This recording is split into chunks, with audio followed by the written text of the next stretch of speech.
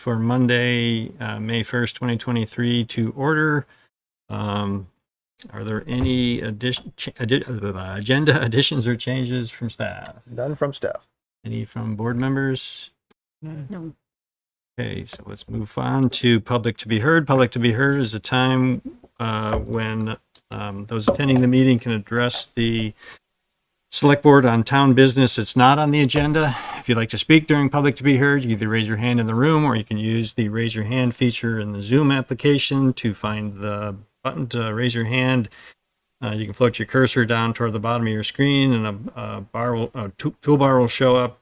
If you click on reactions, the raise your hand option will be presented to you. If you're on the phone, we'll give you an opportunity to speak if you don't have access to the raise your hand button. Are there anybody who would like to speak during public to be heard?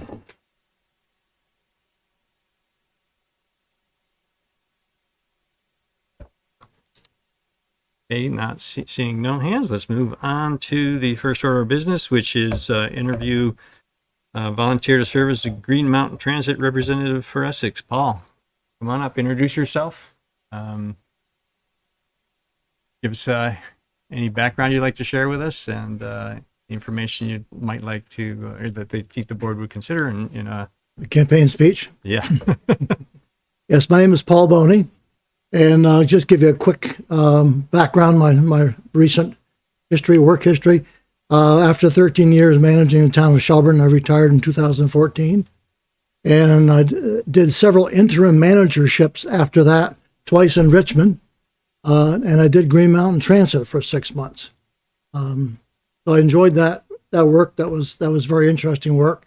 And certainly as a town manager, I got the chance to sit as an alternate mostly on various boards and commissions. So that was a good experience as well. When I moved to Essex Junction, Marty Powers was your representative, and I became the alternate. And about a year after that, Marty decided she was getting ready to retire, so she asked me if I would apply for the position of, and she would take the alternate position if I become representative. So I agreed to do that. She was chairwoman, I guess you would say these days, of the finance committee for Green Mountain Transit. I was on the finance committee, and she decided she would step down from chairmanship. So I've been chair of the finance committee now for about 5 years. So I enjoy working with Green Mountain Transit. It's a very valuable service provided, not only to Chittenden County, but in the northwestern part of Vermont. And so it's an organization that is going through some troubled times financially. It's a difficult organization to keep afloat financially. But I see that from the inside, and we continue to provide the best service we can, and that's certainly one of my goals as a rep, is to make sure we can provide all the service that we can possibly provide to our member organizations or member communities. So, any questions, I'll be glad to answer them. Thank you. Any questions from the board? Kendall, okay, Karen. I would just ask, as you are now a City of Essex Junction resident, the town is separated.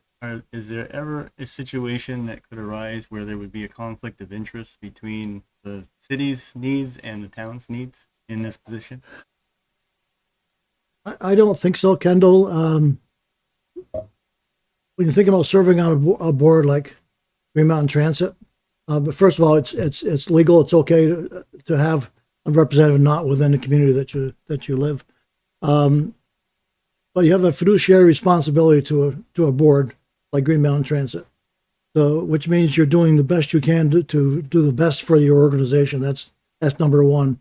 Obviously, you represent your community and try to make sure the service that's being provided is the most that we can provide for the best service as possible. But I think when you look at it from a holistic point of view, I don't think there's any conflict or any reason why I wouldn't serve the town of Essex just fine from living on Beach Street. Thank you.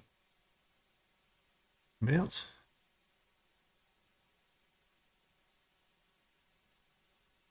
Questions? Okay, so Paul, how long have you been doing this? Excuse me? How long have you been the rep? A rep? see, 6 years ago, I think, is when I was appointed as the alternate, and then 3 years ago as a rep. So I've been representing Essex Junction for 6 years here. All right. Do you have any questions for us? I guess one question I'd have is, as a rep, I don't see you more than once a year, and is that enough? Do you have concerns about service and what's going on with Green Mountain Transit? Would you like to see your rep more often? Certainly, if you have any questions, you can always holler. But if you'd like a more formal, quarterly or every 6 months or whatever you might like, I'd be glad to do that. Sure. Any discussion about that? Any thoughts? Would speak up and say it is nice to keep an update on all Yeah. commissions. Right. Across the board, I think that's something that's going to come up next week at our Yep. strategic planning meeting. Yeah, we have a strategic planning meeting next week, and one of the things we're going to be talking about is better interlock or increasing interlock with boards and commissions and people we've appointed. So I think that's something that we would be looking for. Ethan, I may have. Yeah, I kind of have a question that just sparked when I was listening to you talk. But is the city of Essex Junction going to have their own representative, and are you? They actually do now. They do now. Yeah, they appointed their chair and vice chair as their rep and alternate. So at the current time, I'm basically representing Essex because that's how I was appointed, and they're representing the city. We currently do not have an alternate. Correct. Okay, so there's a shameless plug here for anybody who might be watching that's interested in being a alternate rep for. It'd be great to have a rep It'd be good to for a have couple all. of reasons. One is the rep, even though they can't vote at board meetings, they're really encouraged to participate, serve on committees, and get to learn as much as they can about the organization. And certainly, if I'm the rep is not able to attend, then they are able to step in and voice and vote. So it's a good way to get in and learn about Green Mountain Transit. How often are the meetings? Once a month. It's a month. But if you get active, there's several standing committees.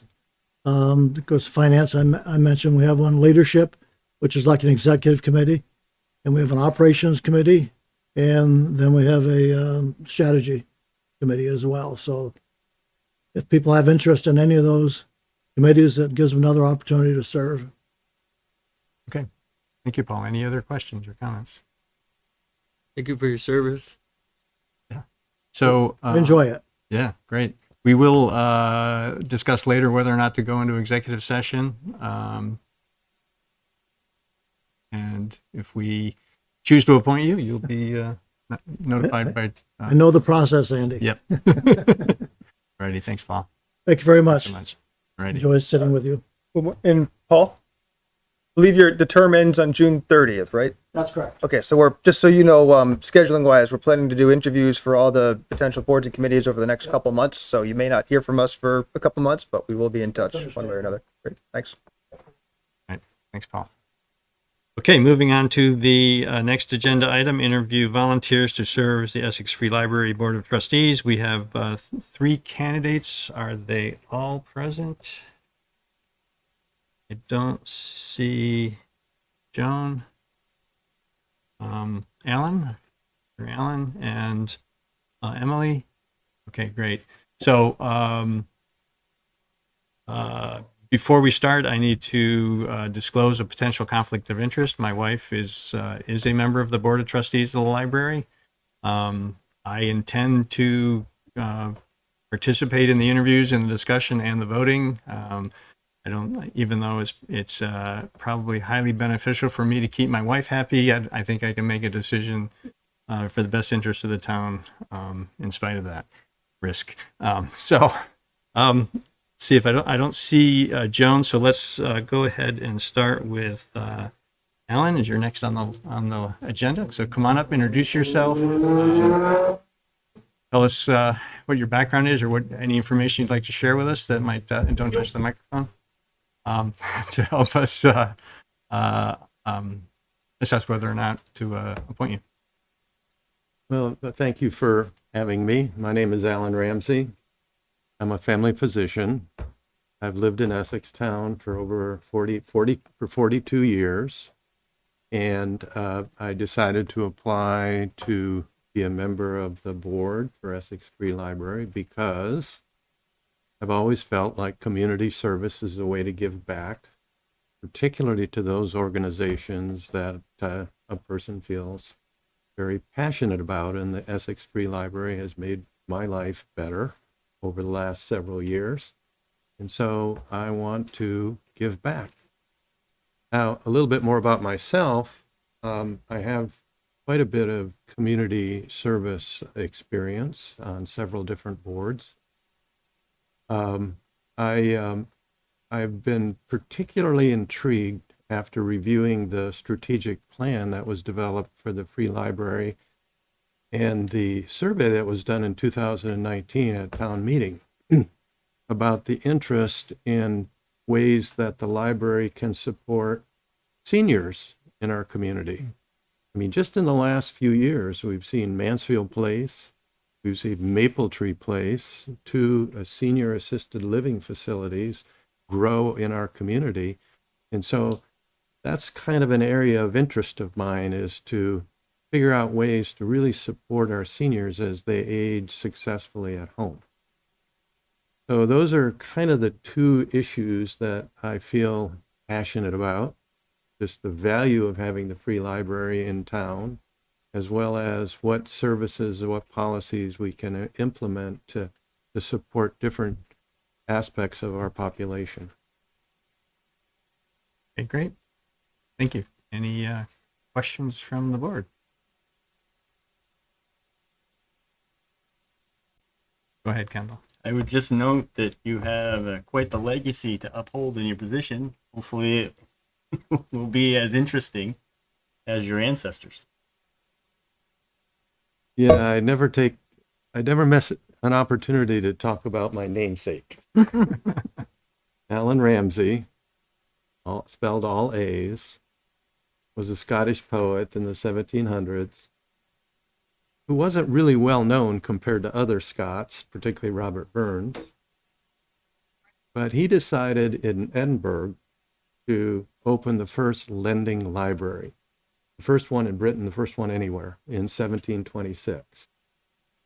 He had to trust, like we trust every day. He could lend out books, particularly to socioeconomically comprised individuals who never had access to books, and they would bring them back. And so that's my namesake. I don't know that there's any real relationship other than the fact that my mother and father knew something about this legacy. So I don't miss an opportunity to talk about that. An amazing legacy. Yeah. So I've been a bibliophile for most of my life. And the Essex Free Library has given me opportunities to really take advantage of that. What else can I tell you about myself? Again, I am semi-retired. I'm still practicing. I took a job. Well, I began work at the People's Free Clinic in Barre, Vermont, when I spent 5 years on the Green Mountain Care Board working out of Montpelier. And now I'm the medical director, so I'm still a practicing physician. Other boards that I've served on, another board that I've served on during the pandemic, Age Well, Area Agency on Aging, takes advantage of having a physician on the community board when decisions have to be made during difficult times like the pandemic. Thankfully, we're through that, we hope. We're pretty sure we're through it. But I think that my experience and knowledge around community service would be a boon to the Essex Free Library, whether it's budgeting, fundraising. I know how to do that, strategic planning, things that always come into play on a community board. Okay, any other questions? Ethan?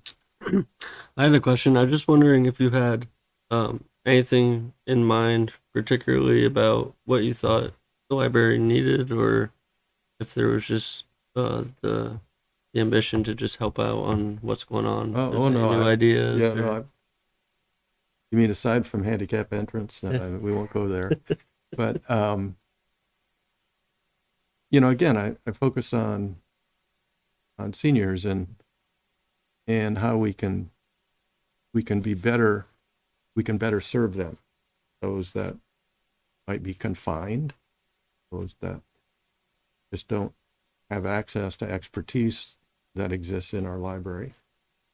So that's kind of my interest, and a lot has happened in the last few years to do that. New programs have developed at Essex Free Library, but there are always opportunities. At Agewell, we're best known for Meals on Wheels. We deliver 2,000 meals a day to our 4-county coverage area. That's outreach. And so, can we do more in terms of outreach? Again, there are always constraints, there's difficulties, but Books on Wheels is not an uncommon concept in other parts of the country. But again, I would, if I joined the board, that I would learn more about policy and procedure as a board member. And that's where, that's what I would do, is to be a learner rather than at the onset, and a support person. Thank you. Any other questions? Tracy, go ahead. So to take that one step further, do you have any ideas around initiatives or things that we could add to and by we, I mean the library, could add to the library of things that would greater support seniors? Well, right now, there are some basic things, knitting program, games that draw seniors in. I like the idea, and we have our separate programs for children. Go downstairs, and amazing book collection. We have separate programs for seniors. I like the idea of combining senior and children's programs in some way. And and so that's a thought. But again, as a novice, not fully educated person in terms of how policies and procedures are evolved from the board, I would be there to learn and listen and maybe think about some of the things that I've learned over my career. I was the medical director at Green Mountain Nursing Home in Colchester for 10 years.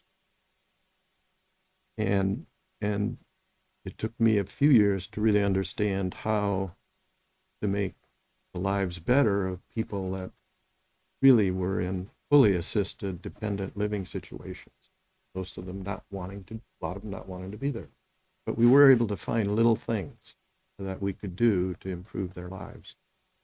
But I like, I would just be a learner and maybe use some of my background to provide leadership of the library with ideas. Some of them could be implemented, many of them probably not.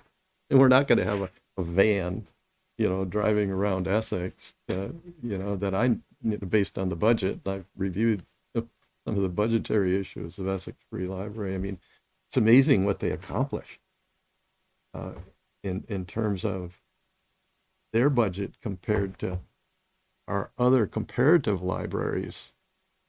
I mean, it's pretty interesting to see how much Essex Free Library gets paid per patron compared to some of the other competitive libraries in Jit County.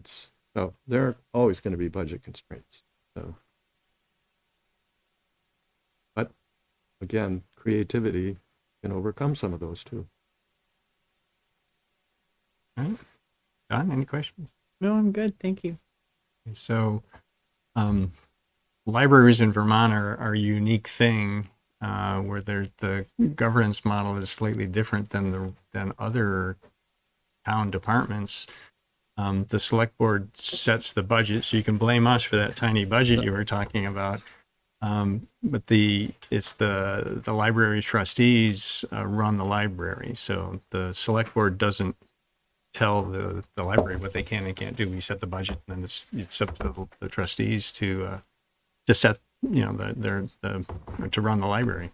One of the other interesting aspects of the Essex Free Library is it has a foundation associated with it, the Friends of the Library, and there's a small bucket of money that is controlled by the board of that entity. And one of the bylaws associated with the secondary entity is that a majority of its board members need to be library trustees.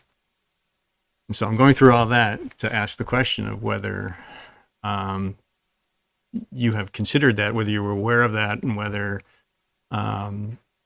you would, I don't know if part of your interest would be to participate on that second board. Or if you know, I may not be asking the question Yeah. well. Well, no, I didn't know the details. The Board of Trustees itself, I know, is a governance board, and so it has policy. It makes policy.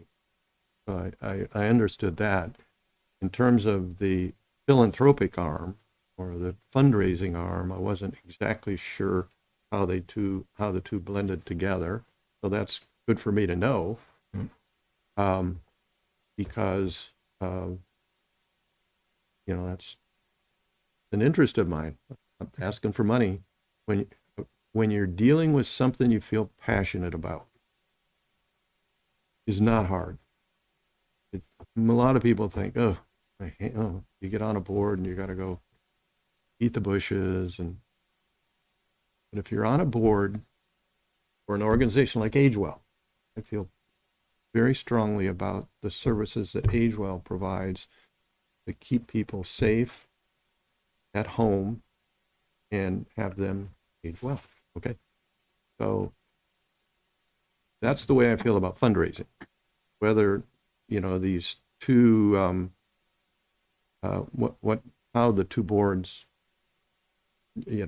intermingle or interact, I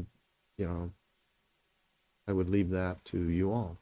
Well, we don't appoint members to the foundation board. That's independent yeah. of this, but it was more a question, I guess, of interest. And it sounds like you would be interested in participating in the fundraising and being active in that. So. I feel my ratios, I feel I asked the same person 5 times, and finally that 5th time, there's some money flowing. I'm successful.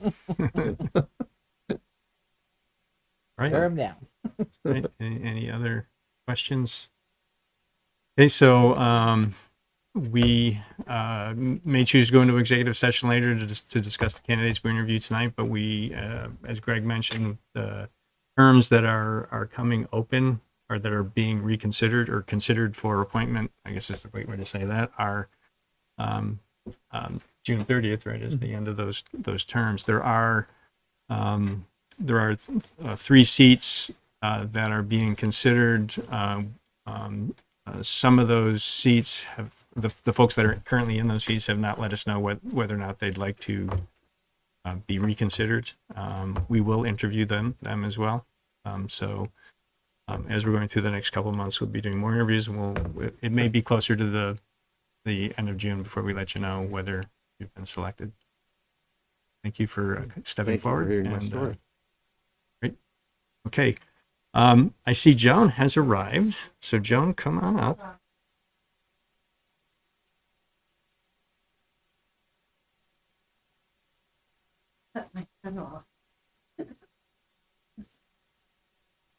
So Joan, introduce yourself. Oh, yes. Let I'm us sorry. know. I'm Joan Jansen.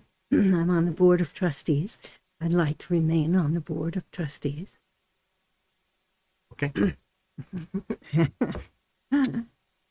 I love libraries. I go to, I'm just going to call it by the old name, Johnson State College. Okay. I've graduated twice, but I still am going for fun. And you may have heard that the ex-president of the college, retired because he wanted to digitize all the books in the library in Johnson, Linden, and Castleton. So we protested it at the State House and emailed it. Libraries, people need libraries. This isn't just where you go to talk. This is where you go to learn. Yes, and get help. And that's what the Essex Free Library does. Yeah. And gosh, as far as the things that Essex has, the Essex Free Library has for lending out, they even have sewing machines for sewing machines. They have all kinds of things for people that need, that can't afford to get like a new sewing machine or, snowshoes, something like that. All of that, Andy?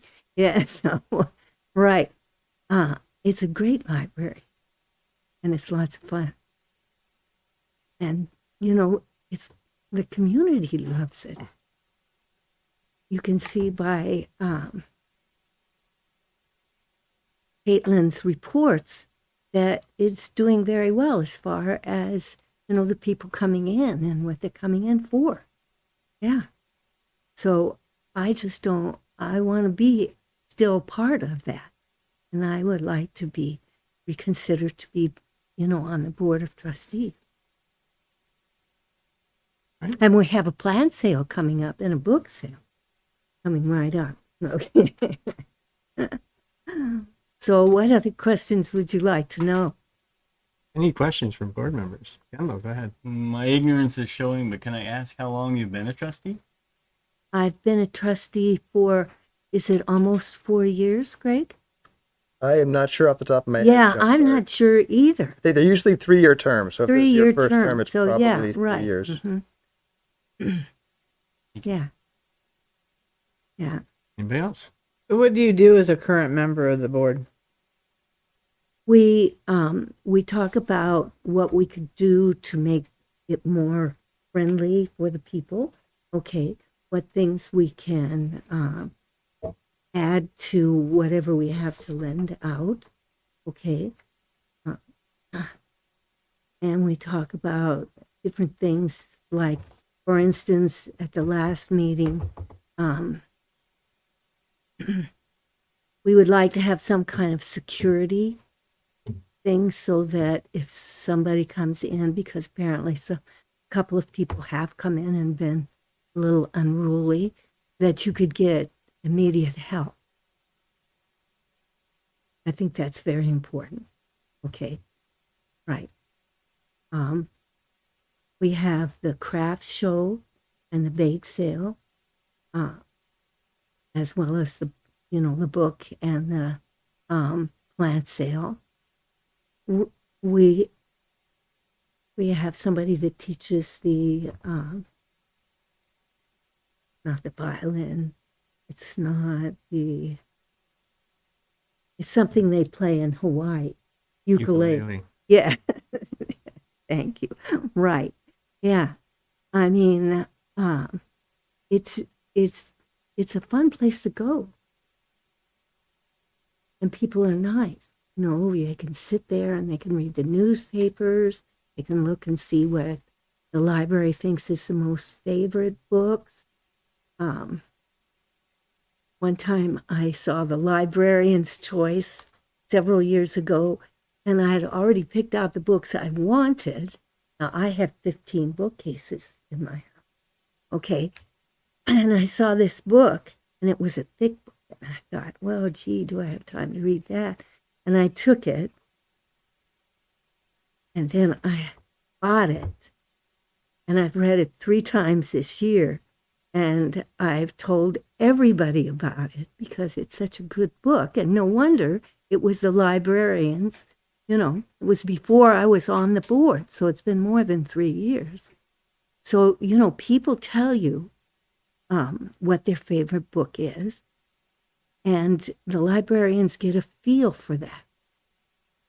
I also think we had a table when you come in. There's, you know, a table wider than this. And it had a mere sampling of the banned books, Dr. Seuss's book, CDAX, books we've read to our children, you know, right, show that not everybody can tell people what their children can read. Okay, that's up to the parents, right? And I thought that was really good. I took a picture, sent it to my family. Yeah. So I think that libraries, I've gone in and had somebody help me with my, say, homework on the computer. That's real important. And, you know, for people who are older, we don't all know how to use the devices like the younger people do. And that's really important to know, because you can't avoid it now. It's just there. So, any other questions? Thank you. You're welcome. Anybody? Any other questions from anyone? As an alum of Castleton State College, I appreciate your comments about the physical Thank you. library. Do you know I went to a meeting, a button club meeting, okay, at the East Middlebury Library, and I said to the librarian, "Have you heard what they are trying to do at the state schools?" "Yes," he said. So maybe you could contact. No, I called Bernie and Bill. I know him, okay, and other people. And I said, and she said, the librarians are working for this too. Yes. And I said, thank you. Yes. Right. And we got it. He's down, and they're not going to digitize the library, and they're not going to get rid of the sports. You can't do that. You know, you need to read real books. It's all right for some digitizing, but books matter. All right. Thank you, Joan. Oh, you're welcome. And thank you for reminding everybody that there's a used book and plant sale Yes, the first weekend Yes. in June. that's right. I believe it will be at the library and Memorial Hall. Yes, So that's right. if you have Yeah. any books to donate or plants Yeah. to donate, It's feel free to two- reach out to the library. 2 boxes a visit of Right, books. right. Okay. Right. You can, Thank you. don't bring And more again, than 2 I boxes. have at a to visit. apologize for being late. Okay. All right. Thank you, Joan. So again, we're going to be continuing interviews, and we'll let you know toward the end of June. Yep. And okay, Emily.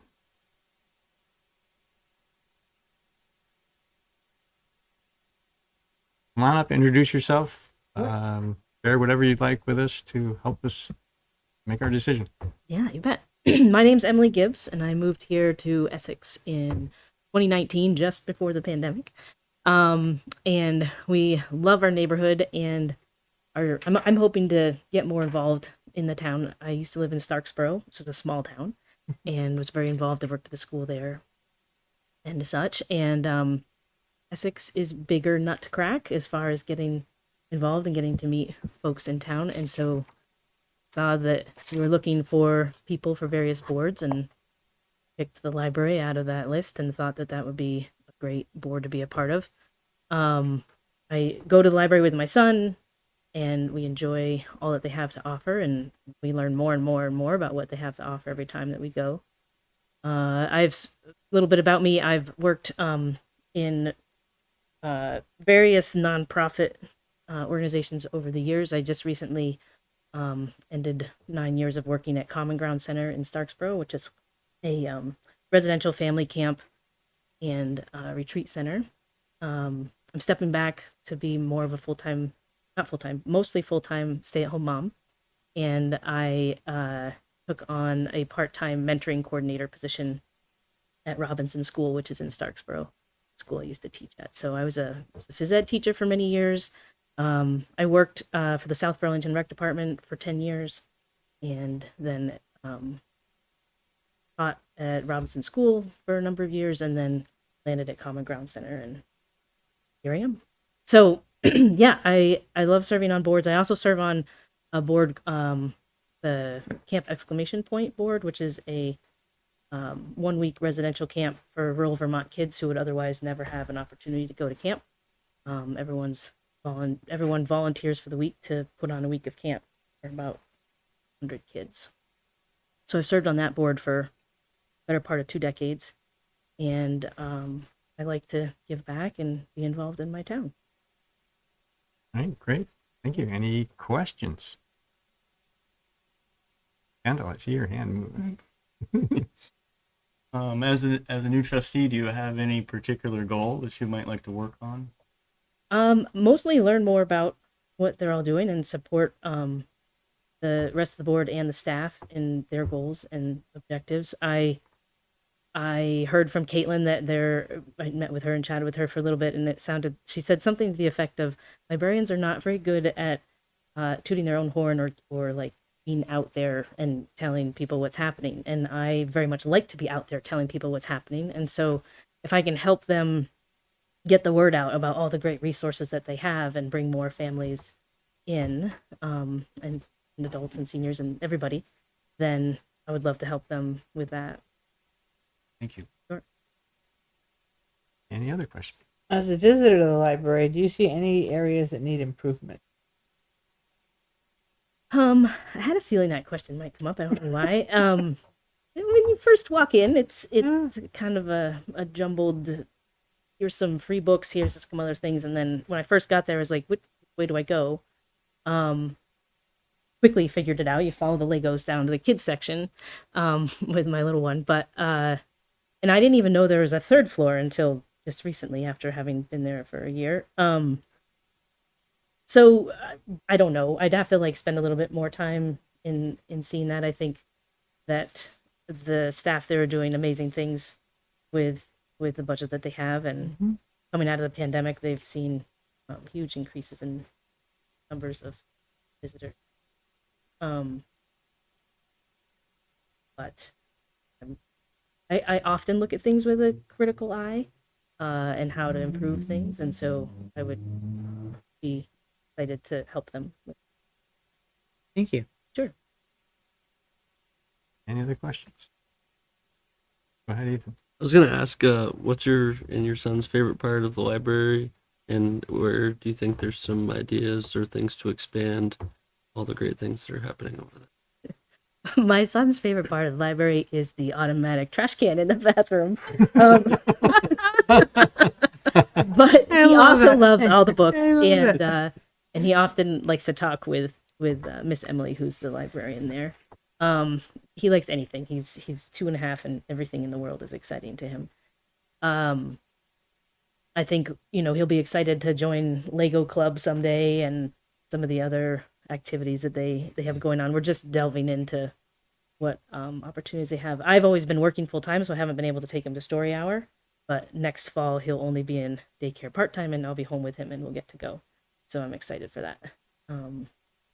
But we're open to any activities that they want to put on. And I come from a programming background, having worked with the rec department and as the program director at Common Ground Center. I didn't tell you what I did there. I was a program director and the facilities manager.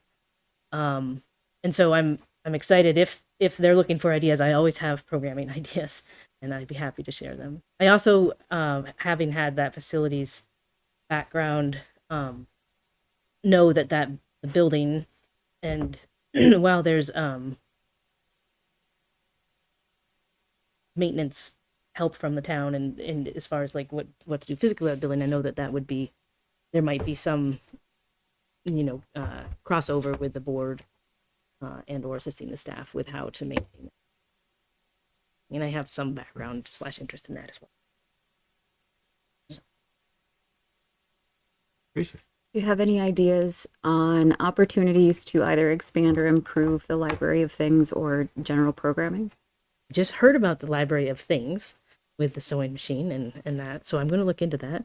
And programming wise, depending upon the capacity of the staff, adding maybe some more weekend programming for little younger kids who can't make the during the week story hour and that sort of thing.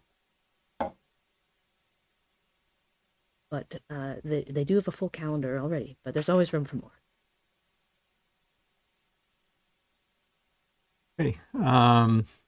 You heard me mention before that there's a second board that's involved with the library. I did. Is that something you'd be interested in participating in, or? Yeah, certainly. I didn't realize that it was kind of two different boards. When I spoke with Caitlin, she mentioned the two entities, and I said, well, does the board help with the book sale? And she's like, you can. Yeah, definitely. They kind of work together on some things. So I'm certainly open to working with either entity and just helping the library grow and flourish the best. Yeah. Okay, great. You heard the spiel about we're going to continue interviewing, and we'll. You don't have to repeat it. I got you. Yep. Right. We'll let you know one way or the other. Cool.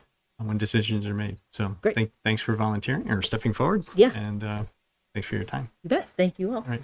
Feel free to stay for the rest of the meeting if you like, or. I am going to stay for Allie's presentation so I can heckle her from the crowd. All right. Just kidding. All right, so we have one more position to interview for. That's the Zoning Board of Adjustment.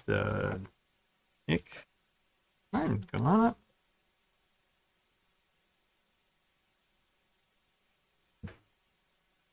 So, introduce yourself and let us know Gladly. why we should consider you. Thank you. Good evening, Select Board members. My name is Nick Martin. I'm the current chair of the Zoning Board of Adjustment with the town of Essex, and I have been a resident of Essex since 2014 and been in the board, I want to say 5 years, a little over 5 years. 2 years as chair, 2 years as secretary, and 1 year as the add-on or the extra. I served briefly with our select board, Delphia, for maybe a couple of years? I think 2. Yeah, 2 years. So it was a great time having you on the board. We miss you. The other team members on the board are great gentlemen. Years and years of experience. I learned our most senior select board member has been on the board literally longer than I've been alive. So he is a wealth of knowledge. We have excellent board members. And so I'll add that continuing with the conversation that many of the library applicants have, I like to serve my community in some capacity, and this is a great opportunity to do so. I feel like get to learn more about your community, more about the residents and the town itself. And so it's a great way to meet people and seek future developments, future plans for the town, and see what's going on. Taking part, having a voice, and making sure that that voice is fair, equal, and representative. So with that, I'll be brief and just say I would appreciate further service on the board. All right, thanks, Nick. Any questions, board members? Ethan, go ahead. Well, thank you for your service, and I just have to ask because it says here with your personal aspirations, you said you will explore. So did you find anything to enhance your personal aspirations? By you wrote for an answer, will explore. So I was just curious. Right. If you found anything. Will explore meaning depending upon my time. The work schedule is pretty hectic, so yeah, that's always an option. I do have an interest in public transportation as well, so that's a possibility. I work in the public health sector. So I think I might have confused you a bit, but it says like it's kind of like a conflict of interest question. It says, do you have any personal aspirations that could be enhanced by serving on the board? So like if being on this board would help you in your professional career. oh, I see what you're saying. At this time, no. Okay. I wanted to hear what he had to say about himself. And, Well, you all probably know our public health inspector recently resigned or has moved on. I don't know if that position has been filled yet, but it has. Sharon's been promoted to the town health officer. Oh, great. She was Okay, the deputy good. health officer. So Sharon is a day to busy day, woman. probably nobody will see a difference because Sharon is already focusing on the town anyways. Perfect. All right. So in that capacity, then, yeah, it was interesting. I worked with Jerry for my public health master's program, and he was my community mentor. And so I worked with him briefly on several projects. So it was a great experience. any other questions? I have a couple. Go ahead. What have you accomplished while serving on the zoning board? On the board or personal? No, on the board. What have you, during your service to the board, what has been accomplished?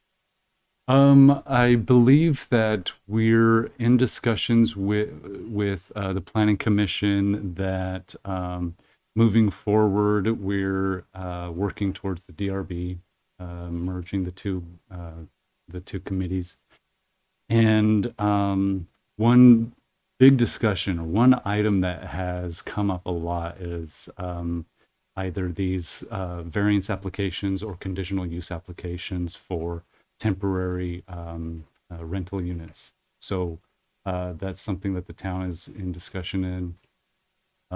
So the Airbnb situation, the town is something. The town needs some more fine-toothed regulation about it, and so it's something that we're in discussion with. And that sort of leads to my second question. Are you familiar with what the DRB is versus the zoning board? There are several changes, and the merge will happen, I believe, beginning in 2025.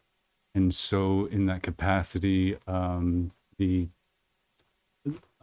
board would consist, I believe, of 7 individuals versus 9 on the planning commission currently, and 5 on the zoning board. And so that discussion will be had when the time comes to who might be interested in serving on the DRB and who needs to step aside. And so that's part of it. Some of the changes might include more information about future planning for the whole community versus the zoning board, which is site-based. And so there's, I would say, maybe couple dozen of items that have been changed and are in discussion right now about the zoning piece of it in the regulations. And so some of those are somewhat minor. Some further discussion is definitely necessary. Other questions?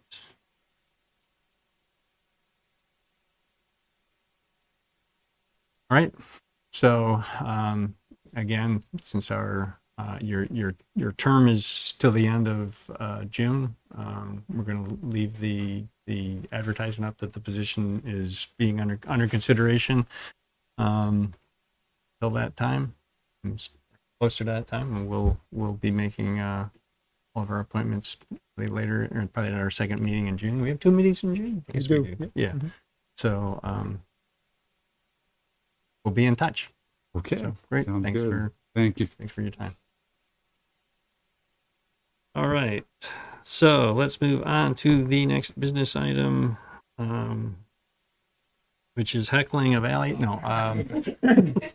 Presentation and discussion of Essex Parks and Recreation fiscal year 24 program budget. Emily and I used to work together when she was at South Burlington Rec, and now we're neighbors. So heckling is all in good fun. So I am here to present our fiscal 24 recreation program fund budget. Would you like me to wait for Ethan to come back? No, go ahead. Go ahead. Okay.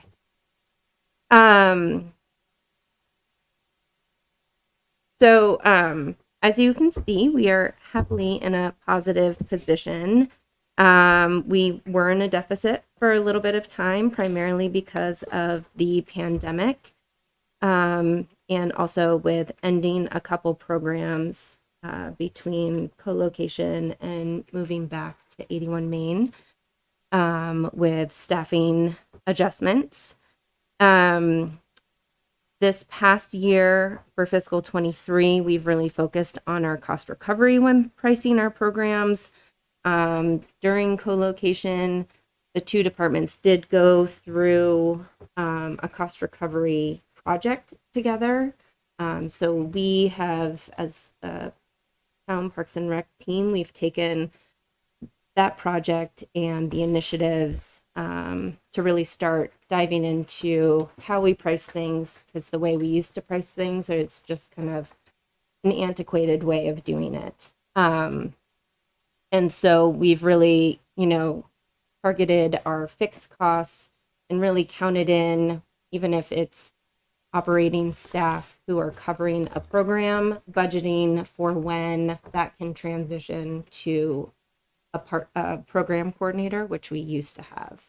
And so really already pricing programs more adequately or accurately so that when we get additional staffing, as we continue to grow this fund, we'll have already priced our programs to support that individual.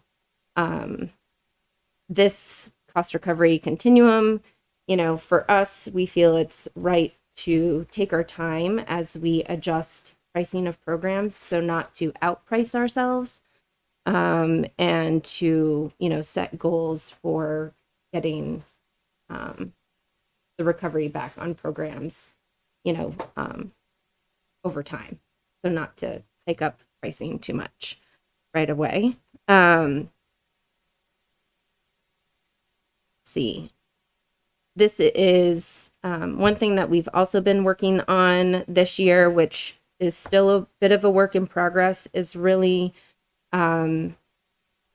identifying our kind of big bucket programs and really honing in on those revenues specific to them, their expenses, because we have some really large ones throughout the year, in addition to kind of all the ones that are offered more as like a 6-week session program versus our kind of large programs like lacrosse, boys and girls lacrosse, the Bolton program, our fall soccer program that had about 550 kids in it this past fall. And then we also just gained an opportunity the start of 23 for indoor swim lessons at the spa at the Essex. And so that opportunity has been really great for us. We're about to enter our second session. Our first one was March to April. The next one is May to June. And it's all sessions are filled. So our first session, we took in 80 young swimmers from caregiver and child age up to level 4, level 5, which is kind of around like a age 12 swimmer. And we were able to add in a couple other levels with this next session opening up, just with staff availability that's happening. So, we're expanding our aquatics, and because it's not at Sandhill Pool, those sessions are in our program budget versus our Sandhill Pool operating budget. So that's different. I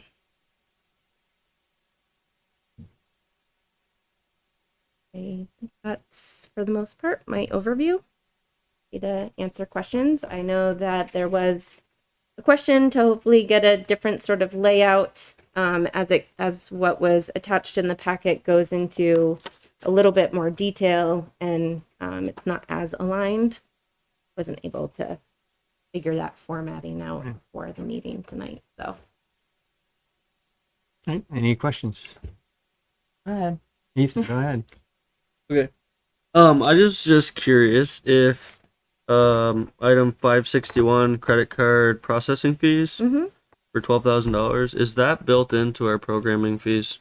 That is built into our programming fees, and so the finance department separates that out from all of our charges that we take, and so it's actually a line item between Indian Brook operating, pool operating program, and so we have factored in the 4% In the price. in the pricing of the program. So it's just itemized but covered in registration revenue. I just want to be sure that it was net zero Yeah. because everybody's charging that now, and Yeah. if we weren't, it would suggest. But thank you for that. You're welcome. Any other questions? Allie, there's nothing listed under gas, heating, or electricity in this. Is there? Am I missing something here? Because I mean, the pool's heated now, right? And stuff like that, or am I not just? Great question. So that line item is in here from when we used to rent Sunset Studio for programming, which was a couple years ago. We no longer rent an outside facility for general programming.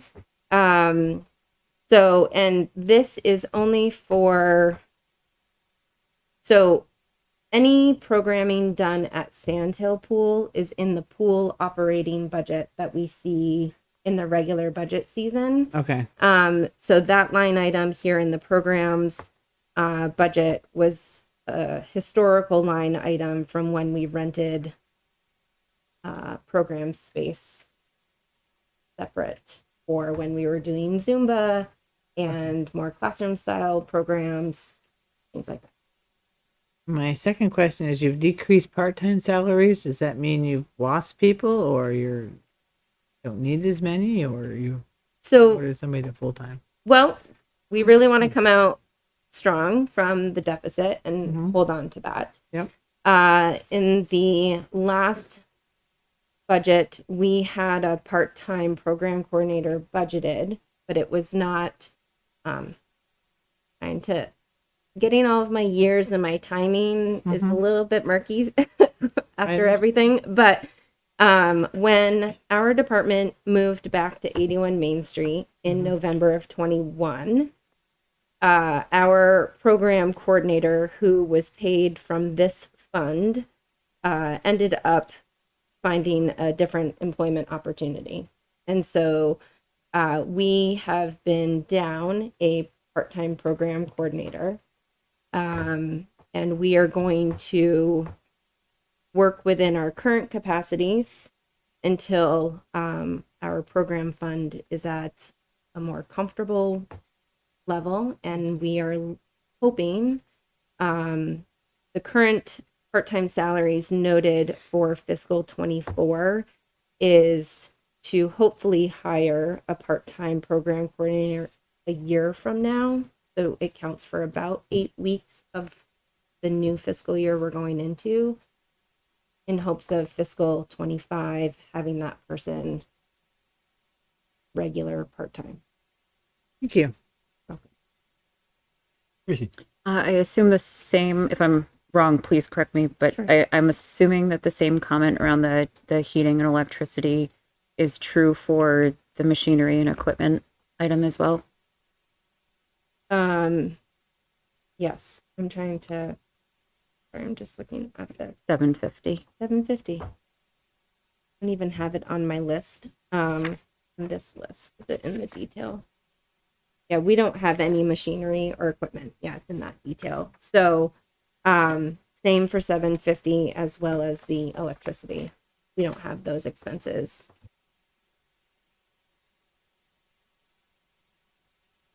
Sometimes they stay on there for a couple years until we haven't used them for a good amount of time, and then they disappear. Anything to add? I was just curious, and I may have to pick Dan's brain here too. But from budget season, there was a couple different things that were changed. And I can't recall the dollar amount, but there was money that was going to one line item for a different thing, and I had requested that we do the same for Parks and Recs, and the money was to be used for new community events. Yes. So I see 500 and 300. One's for regular programs, which is 830, and then I see special or new programs, which is 300. Mm-hmm. I was just curious if that amount only came out to be $800. Nope. So the community events budget that has historically been $7,500 for the Memorial Day parade has always lived in the recreation admin operating budget. That was decreased to $4,000 going into the new year, and that remains in the operating budget currently. All other special event programs have been paid for through revenue from the program fund, this program fund. So like this year, this current fiscal year, we did the ice out for Indian Brook in hopes of that sort of Joe's Pond aspect. We had planned on fire and ice at the ice rinks at Foster Road Park. So there's smaller community events that we are trying as we kind of get comfortable again back here. Some of them have gone well, some of them due to weather and the rinks not being good enough haven't gone well. We just didn't do them. And then other small events, it still says Easter egg hunt. It's our spring scavenger hunt. The Halloween, which has this past year was an enchanted walk at Indian Brook. It was basically like a live action story walk where the little old lady lived in the woods and we went on a walk. And so those small events are happening through this fund. That $4,000 our department has never had any bit of that money in the past, and so that'll be for something larger. So it is separate. It's operation budget versus So then that'll stay in the capital or in the operating. General fund budget. As of right now, unless some transfer to program happens, but our plan is to produce 1 or 2 large community events and use that money that's allocated in the operating budget. Look forward to it. Yeah. And thanks. Any other questions? Kendall? I would just note that I'm very happy to see a budget that has a lot more revenues than expenses.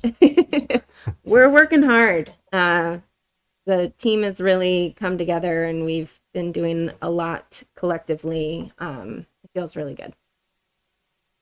I do have another question that may not be related to your program directly, but Indian Brook Reservoir, how close to being self-sustaining is that? Great question. I will say I'm not prepared to answer many details about That's okay. that. You can get back to me. Yeah, I am I'll curious definitely, about that. yeah. So last year, just real quick on that, last year was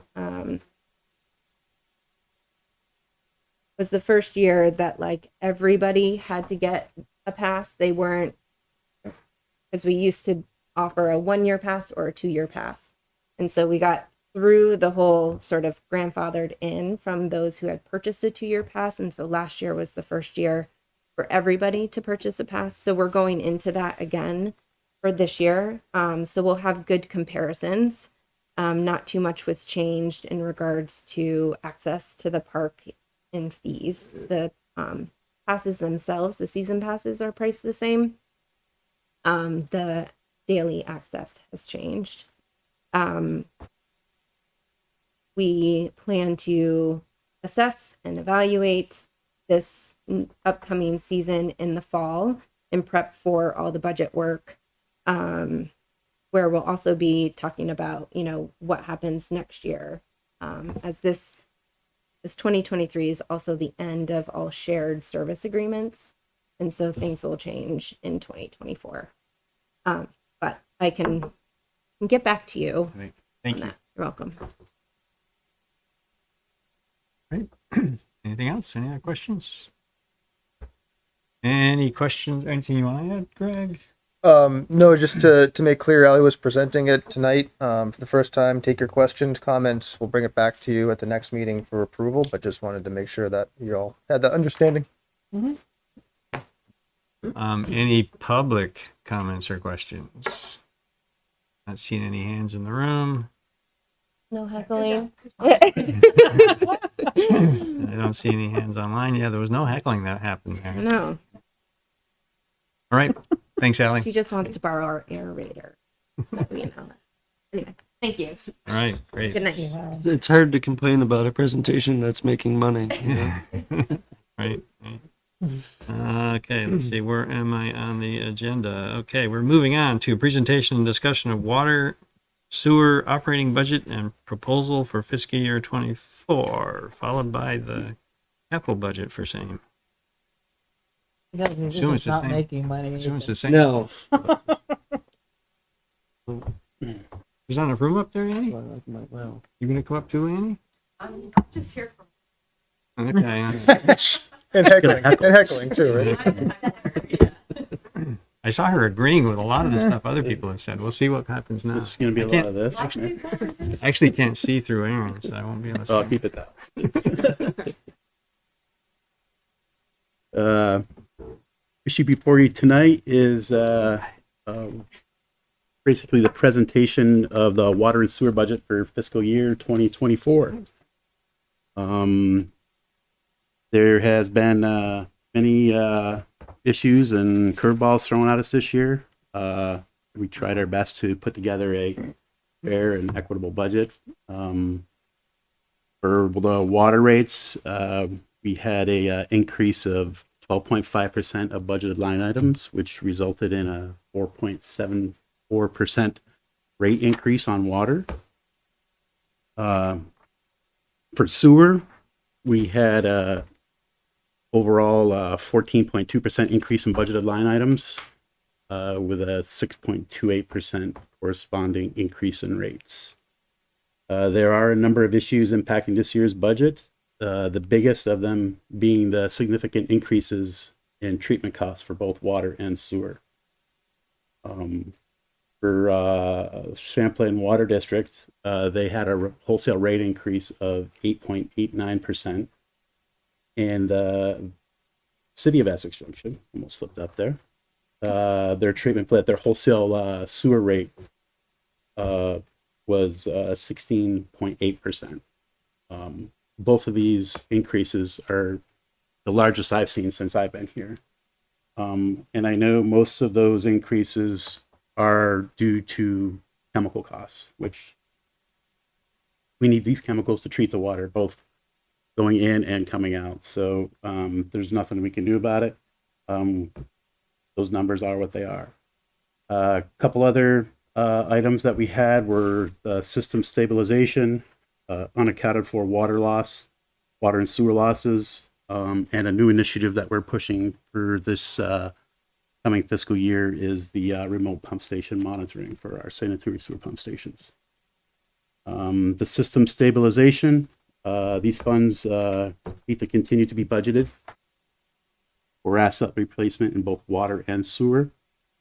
And these values and this number has been identified through audits of what we require to make this happen. And working with finance, we've been adjusting that number accordingly and will in the future. Currently, we seem to be on target with what we are currently putting away for depreciation of both systems, water and sewer. Unaccounted for water losses. In this budget, page 4, and 5, we have tables of what we currently have for both unaccounted for water and sewer. I'd like to note that, and as I stated here in the memo, the unaccounted for water and sewage rate calculated for the budget represents an economic loss rate, not necessarily a volumetric loss rate for both. We measure in, well, Champlain Water and the treatment plant both, we meter and measure, and they bill us accordingly per the wholesale rate. So there is a volume there. We have trouble backing into it with the actual billing that we do. Kind of bridges the year, so it's 2 months askew to one side. But the data we do collect is all based off of the finances, the actual budgeted or billed amounts for both water and sewer. And we end up calculating the losses that way. In water, page 4 of the budget memo, we had a 15.5% loss rate. It did jump up from last year of 10, but it is within the long-term average of 15.4% for our system. There are a number of things that staff will continue to do to address the unaccounted for water loss rate, including, but not limited to, monitoring of monthly billings from CWD, looking for errors. In the past, we have found a few. Physical inspections to the system. And the big one that I feel that will do the greatest good to the system is the completion of the acoustic leak detection survey that we currently will be in year 3 this year. That's going to be a big help to us moving forward in the future. I have been in contact with our vendor that's been doing this for us. We're looking at probably September timeframe. They're going to come back and finish up. We have about 15 to 20% of our system that requires further investigation. Moving forward, he did discuss a couple alternatives for actual monitoring of our distribution system after all the survey has been done. There is a charge for that, of course. We'd have monitoring points throughout the system and actually detect pressure drops within the distribution system, where we can kind of triangulate where that leak potentially could be, and then go after and start doing some acoustic survey in that area. I'm of the opinion that it's always better to attack these leaks and fix them on our terms, schedule them, rather than having a major break, trying to find a crew at 2 a.m. Christmas Eve. This really is not ideal to be fixing breaks or leaks within our system. Page 5 is the table of, what do we have? We have almost 20 years of data there. The long-term average for the sewer loss has been 13.7. In 2022, we saw a 13.1% loss rate, calculated loss rate.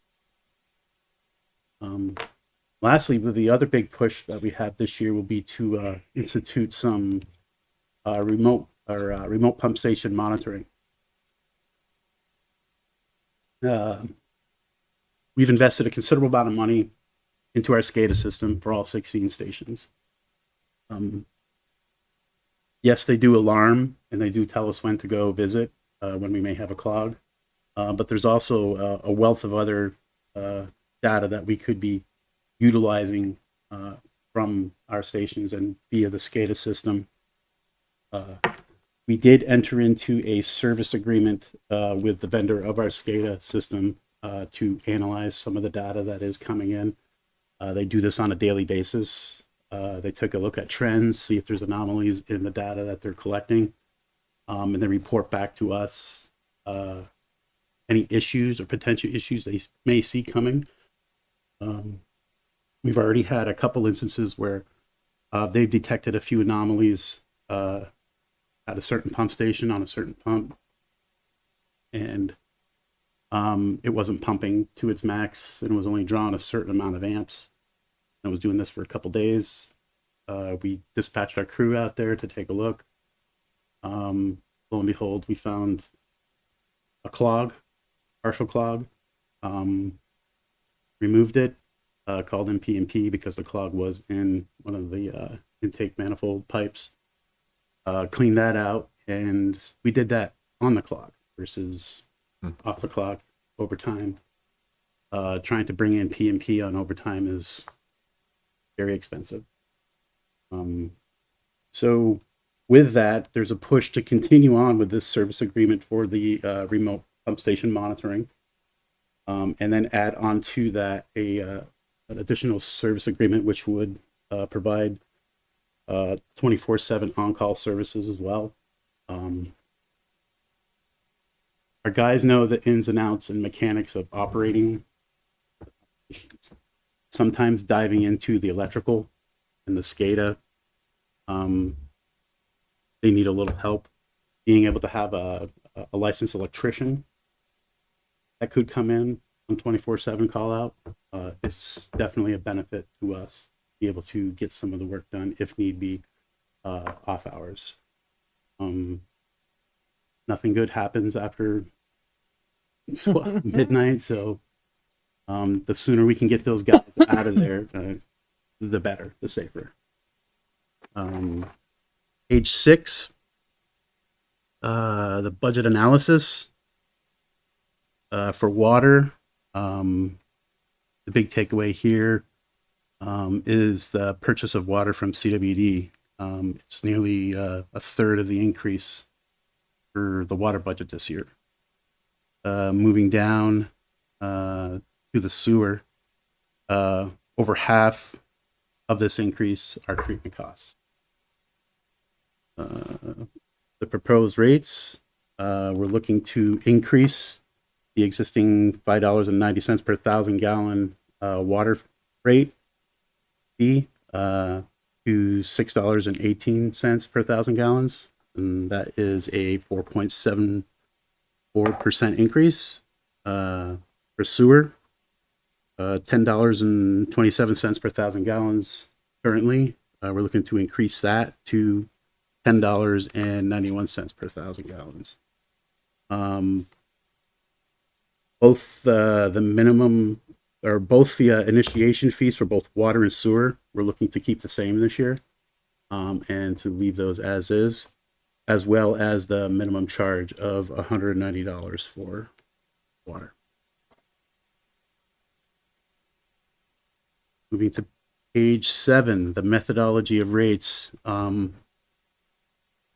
As you know, the water and sewer budget is made up of 3 separate accounts. We have a shared account where most of our fixed costs reside, a water-only account, and a sewer-only account. Last year, for the previous 2 years, we had a split of 55-45, which means 55% of the shared account was due to water and 45% to sewer. Historically, water has been the more labor-intensive part in use of the shared account.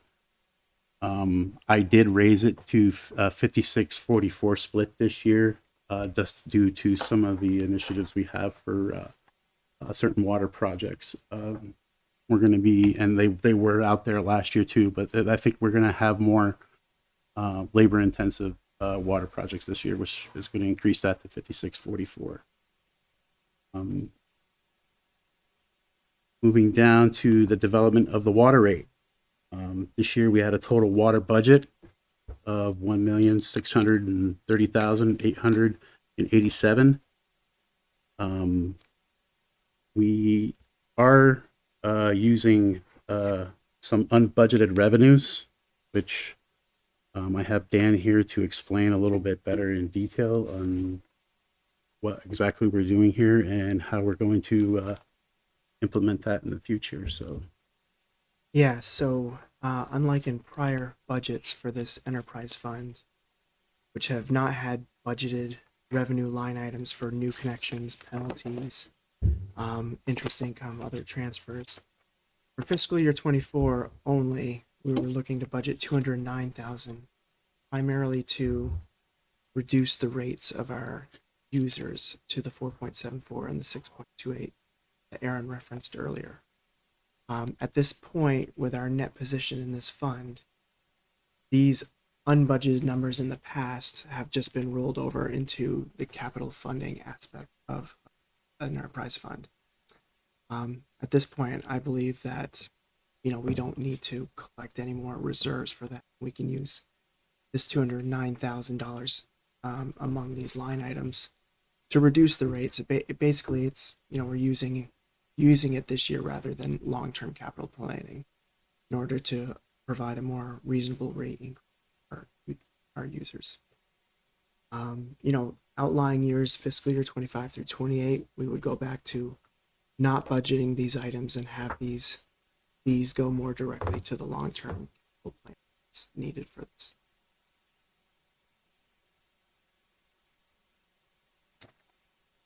So moving along, page 8, we have the calculation.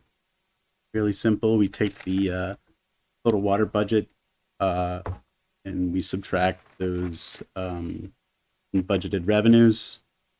And we divide that by the estimated daily usage, multiply that by 365 days. And Magic come out with a rate of $6.18 per 1,000 gallons. Again, there is no, we're not going to be changing the minimum water rate this year. We're going to leave that at $190 per year at this point. Sewer rate, the total operating budget was $1,913,249. We'll be utilizing $100,560 from unbudgeted revenues. Throw that into our formula down here at the bottom of page 9, and we end up with $10.91 per 1,000 gallons. On page 10, we have the effect of the rate change on the current users. Historically, we've used 200 GPD, gallons per day, as the average residential household usage for water and or sewer. If you're connected to water only, your existing yearly bill would be $430.70. With this rate change, your yearly annual bill will go up for water to $451.14. That's a $20.44 increase for the year.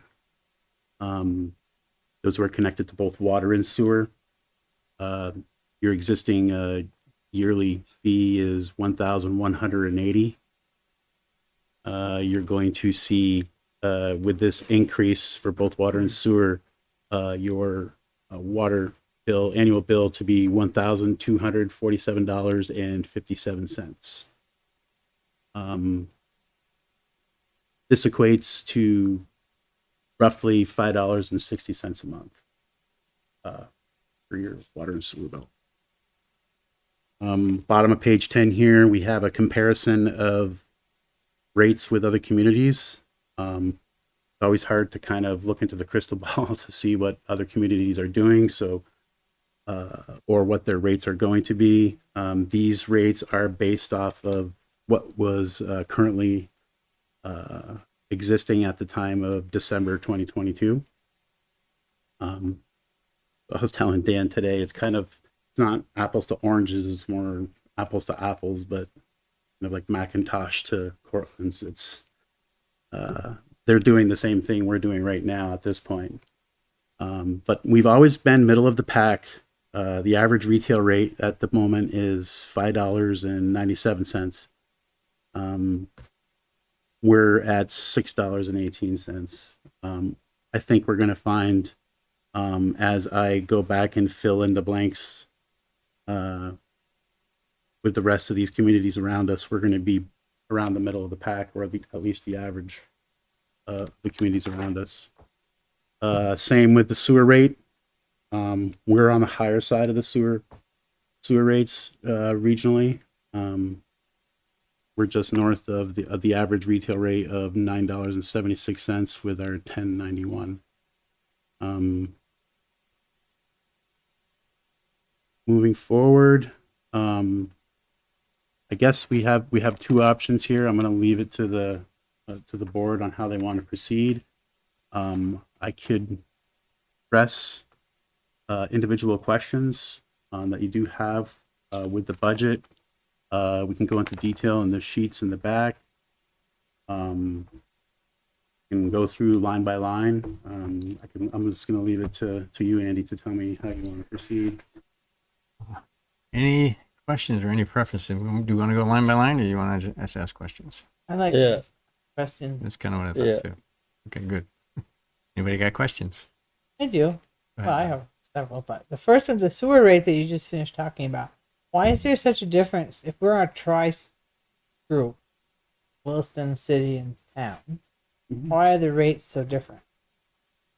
There could be differing reasons why. I know both Dennis and I have discussed with some of the other municipalities around that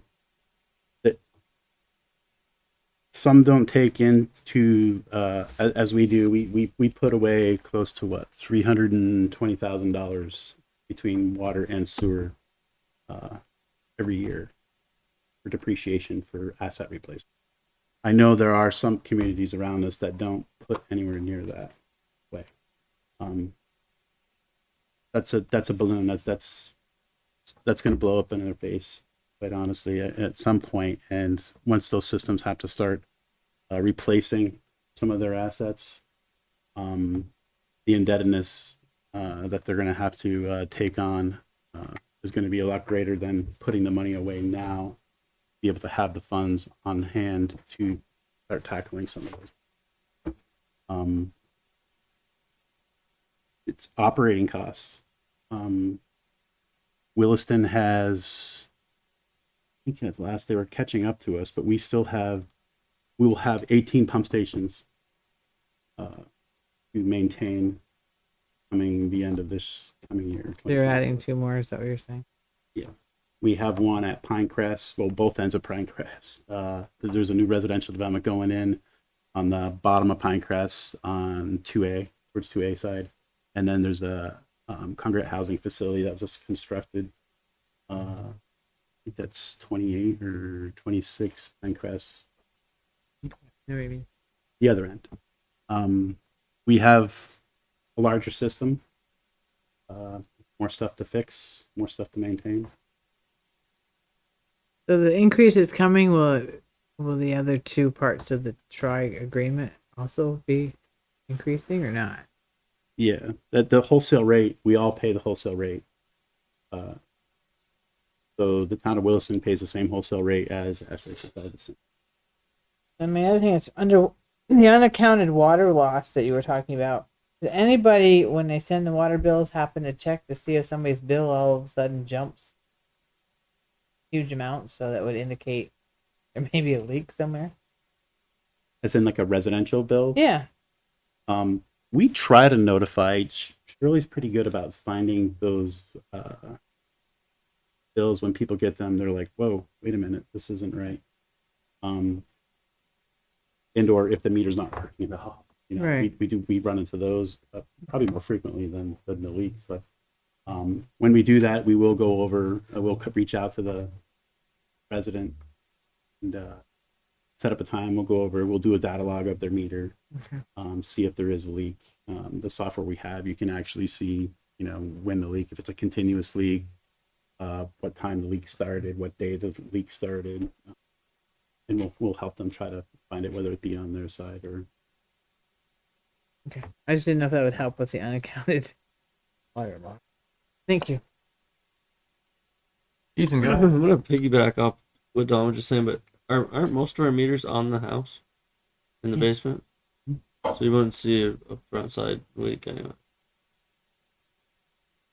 We do that. We find those.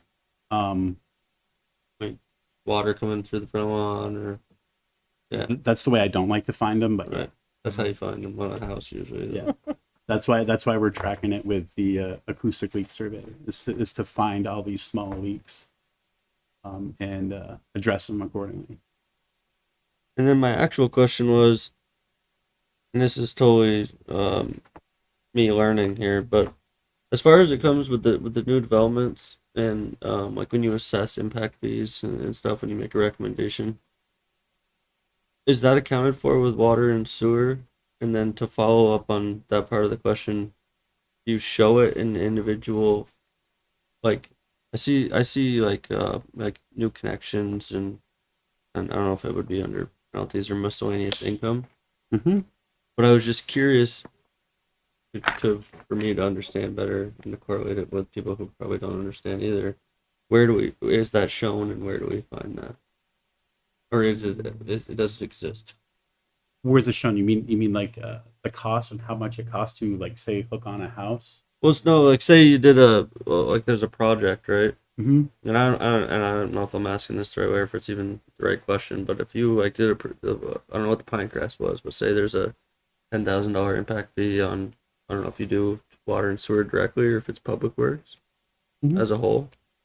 Would you show that in the budget as like miscellaneous income, or is that Would be under water. There's sewer connections. That's right, correct?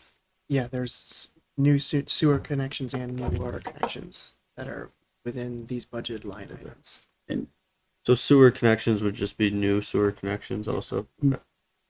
Perfect. And every time you have to fill out the application, you come in for both water and sewer, and we collect the fees before you go in and connect and construct. As developments get constructed, they build all the infrastructure, and then each individual house comes in and applies for a water and sewer connection. And that money will go into. And normally speaking, the developer will put it in the infrastructure? Yes. And that's part of the fee that you would go. So, No. Is there a burden on the town? Obviously you have so many users that pay a set rate, but at a certain point, there's a capacity to what we're equipped to do, and then you have to add in a pump station. I guess that was the better way to direct my question, but is there a fee that's charged just fund the pump station, or is that part of the development? It's all part of the connection fees for sewer. Each of the developers will pay for all of the construction. All the pipes are paid for. The developer will pay for those as part of the project. The fees are in addition to those. They're twofold. They pay for the actual capacity within both systems, water and sewer. And then there's a $1,000 initiation fee, which is Annie's time to review plans and our guys' time to go out and take a look and do a full inspection of the service before it's backfilled. That's to ensure that it's put in per our specification. Thank you for educating. Kendall, can I piggyback on that and ask how long it's been since those allocation fees have been looked at or adjusted, increased? The allocation fee was adjusted two years ago. So very, very recently? Yeah. Okay. Yeah. So you are keeping up with the cost? Yeah. Yeah. I do have a couple specific requests. In the budget, what is the difference in the rate if you did not use those unbudgeted revenues to subsidize the rates? Because really that's what it is. If you're looking at a one-time subsidizing the rates to lower them from what they would actually be. We know that it's very hard to get capital money, new capital money. So I would just like to know what the difference in the rate is, because I mean, you're talking $60 using that revenue, is it $70 if you don't use it? That's a negligible amount over a year per customer, as opposed to pulling 100,000 plus out of your capital funds that you get, because it goes right to capital, right? Yeah, I don't remember specifically the percentages before. I know they were in the double digit range, so it was 10 to 12%, I believe, respectively, between water and sewer. So the use of this is $209,000 actually being budgeted in this area. You know, has reduced those rates to 4.74 and just over 6% sewer. I can't emphasize enough that you're setting yourself up, because you're subsidizing your budgets, both of them, by a significant $1,000 percentage wise. Are you going to do this next year? If you don't do this next year, you're going to have to find $100,000 in each department plus whatever you need to fund your department. So I just think you're better off to pull those unbudgeted revenues out of the budget, just like we've always done. Keep them going to capital, and just the rate increase is rate increase. There's significant costs coming in both the water and the wastewater for treatment. You know that it's coming in the wastewater. You've got a system that is going to require a lot of maintenance, a lot of projects going forward. You need the money. I just think it's not a hard sell to get the folks to pay that $10 extra over a year. It's a whole year. I mean, a $60 increase in your water and sewer bill over an entire year, $5 a month. I mean, to fill your car, the gas goes up, you pay more than that in one fill up. So to me, it's just, I would really urge the board to consider not using the unbudgeted revenues for rate adjustment. And I just want to make clear, and I'll look to Dan and Aaron to correct me if I'm wrong here, but it's not that it's, in this case, it's not entirely unbudgeted revenue. It's basically revenue that we haven't been budgeting.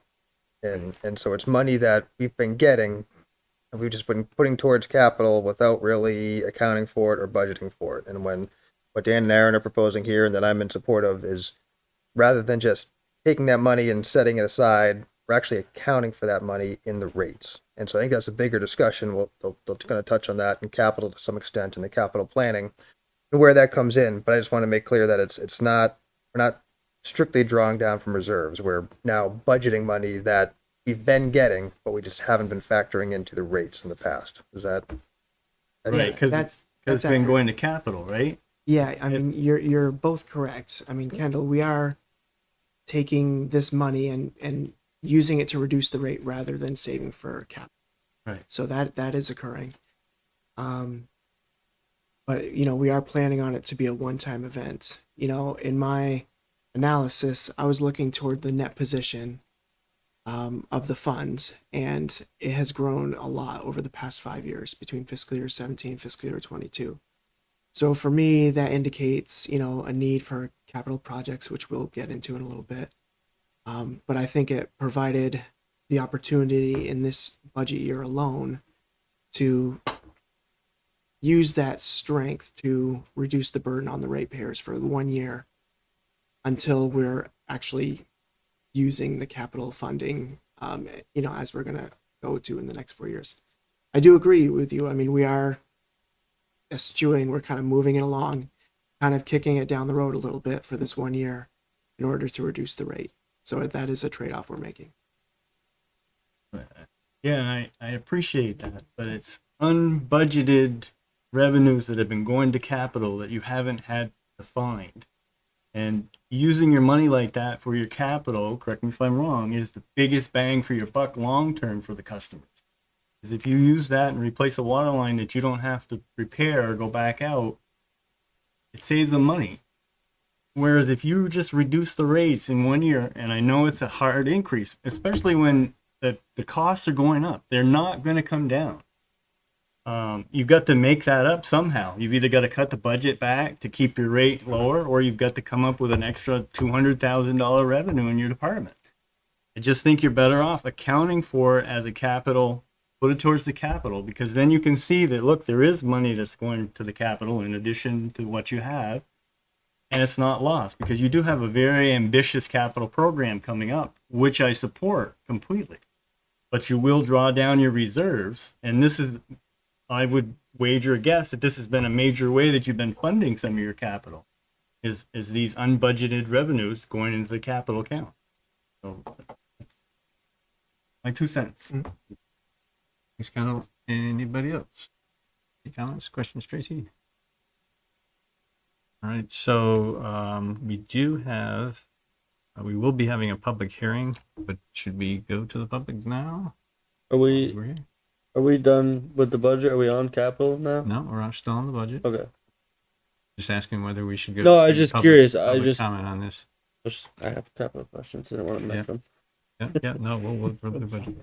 So, okay, if there's anybody who'd like to comment on the water sewer budget, I see one hand up, Lorraine. Thank you, Chair. Just quick questions for educational purposes.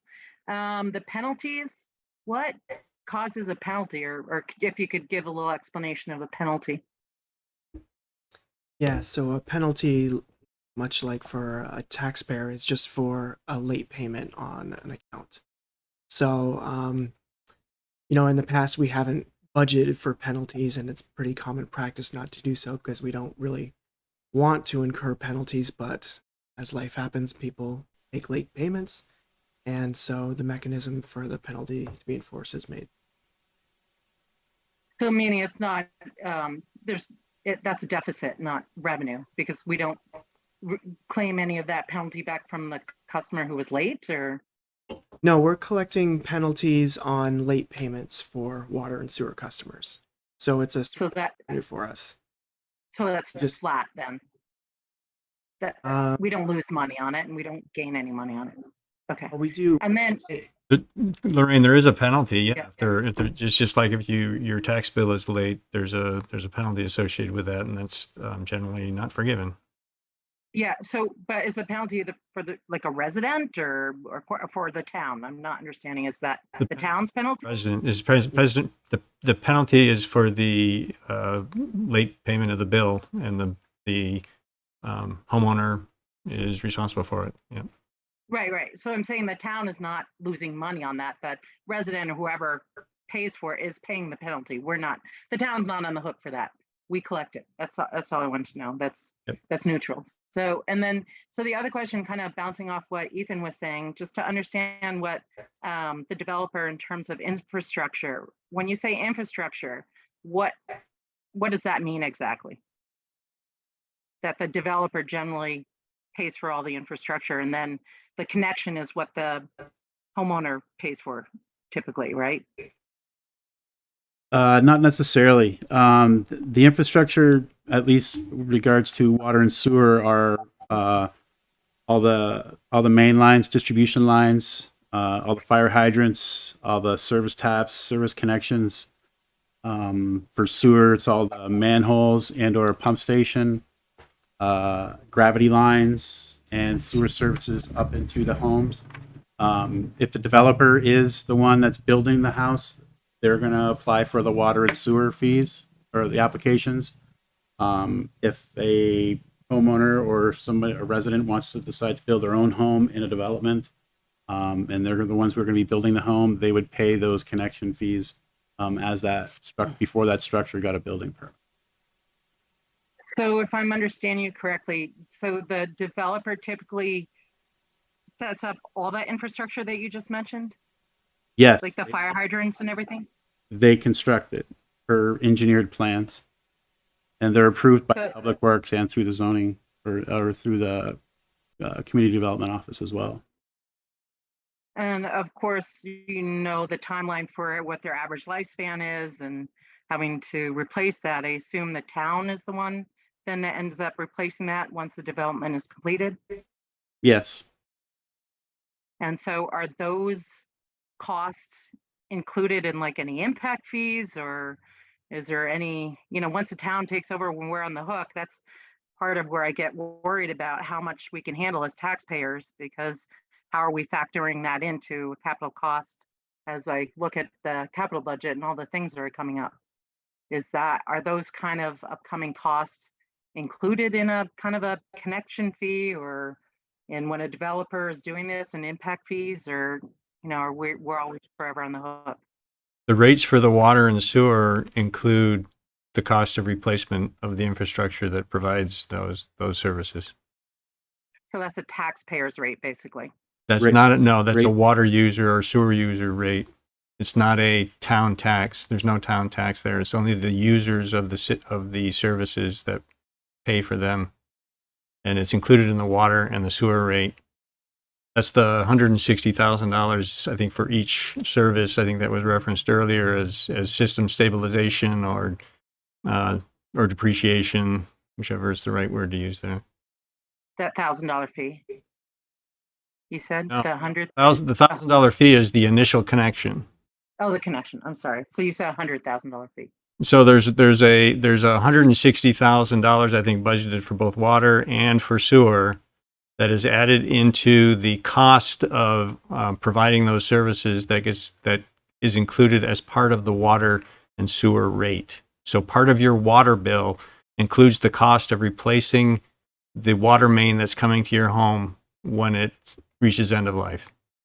So that's factored in. And so when I've heard Kendall in the past share his thoughts on people who are not on water and sewer, and for all those, like when we look at the 15% water loss, and it looks like some of that includes fire department and so on, none of that is picked up from people who aren't on water and sewer Yeah. when fire department goes out. Yeah, I realized after I opened this up to public discussion, I never asked my questions, and that was one of my questions, right?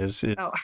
Hydrant flushing is paid for by the water users. And so although it benefits folks who are not on the water system, there's a question that could be asked there. Should the cost of flushing hydrants or so forth, whether, or using, connecting to a fire hydrant to put out a fire that's far away from the water system, it's the users of the water who are paying for that water, not, fire protection is a general good. Access. Right, it's a public good. Not. So. Right. That's. I think that's the question you're trying to get to, Lorraine. That is one of the questions. So I'm hoping that's something that in terms of some of the goals and keeping some of the user fees lowered, that to me certainly is to look for other revenue sources. And if the public is using that, I would prefer that the public helps pay for that. So, and I appreciate your explanations. Thanks, guys. So yeah, that's a question. Sorry that I didn't turn to my own questions, and that was one that I had. Is there any thought about having an operating expense somewhere that's associated with fire protection, and an average, and I don't know how you would want. I don't know how you would to do it. that. Putting a meter on a hydrant before you put the hose on is not going to happen. That's just one more thing where seconds matter. We're not going to request that. There would likely be some way to either one of their engines, maybe, I don't know, their fire engines or pumper, to estimate and or calculate how much water goes through a flow meter.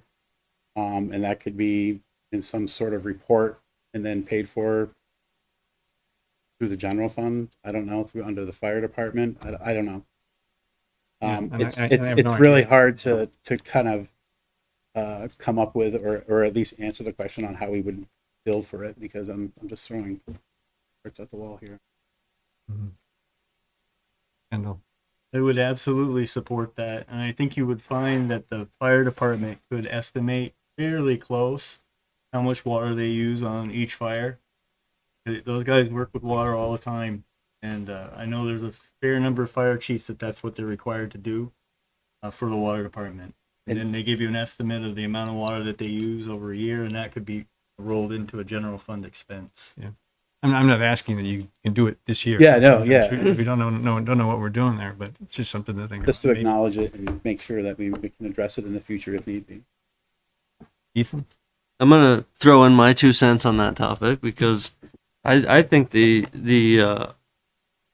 opposite, because most rural fires are set up with secondary water sources that are provided by our local waterways. And on the flip coin of that, when your well fails at your house, you have a $15,000 immediate expense to fix it, and your sewer fails and it's $30,000. So there's a cost association to being connected to public water and sewer, and the rate and the maintenance of the infrastructure that you don't take personal liability for. I don't think that it would be fair to penalize those who are liable for maintaining their own water and sewer. You choose where you live. Right. And I agree with you. You'd have to have a study on where the water came from before it went to the fire, Yeah, where the if there's- fire right, if there- was, if it gets- the if it's pumped out location, of a how many pond. times they went to the brook.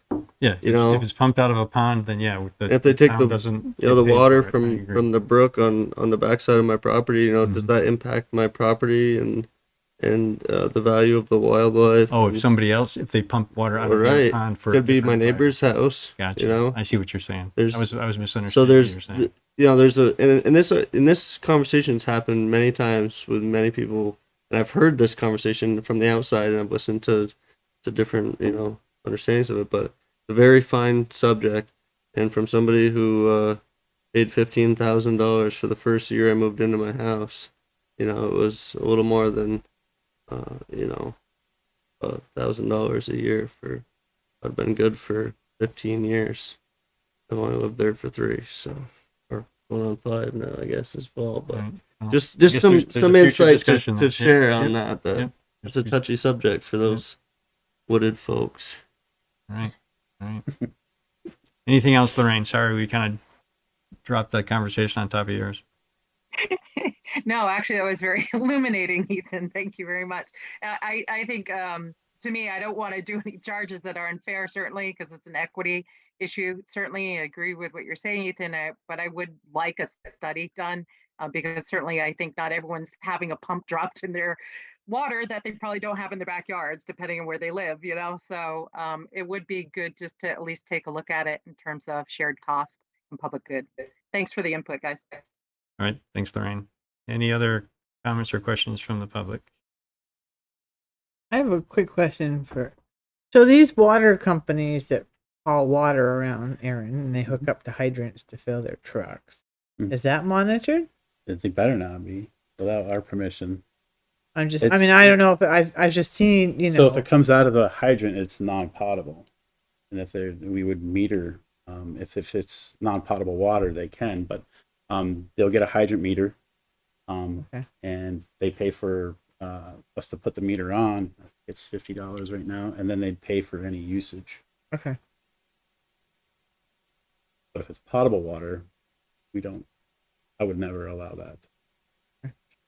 Much liability. Thank you. All right. So Good. this is a discussion information. We'll come back potentially later to warn a public hearing on this. So let's move on to capital. Lorraine, your hand is still up. Is that another question or is that yours leftover? Leftover, sorry. Yep. Okay. Just checking. FY24 capital plan and 5-year plan. Last year, management separated the capital water and sewer projects out of separate from the general fund. Thank you.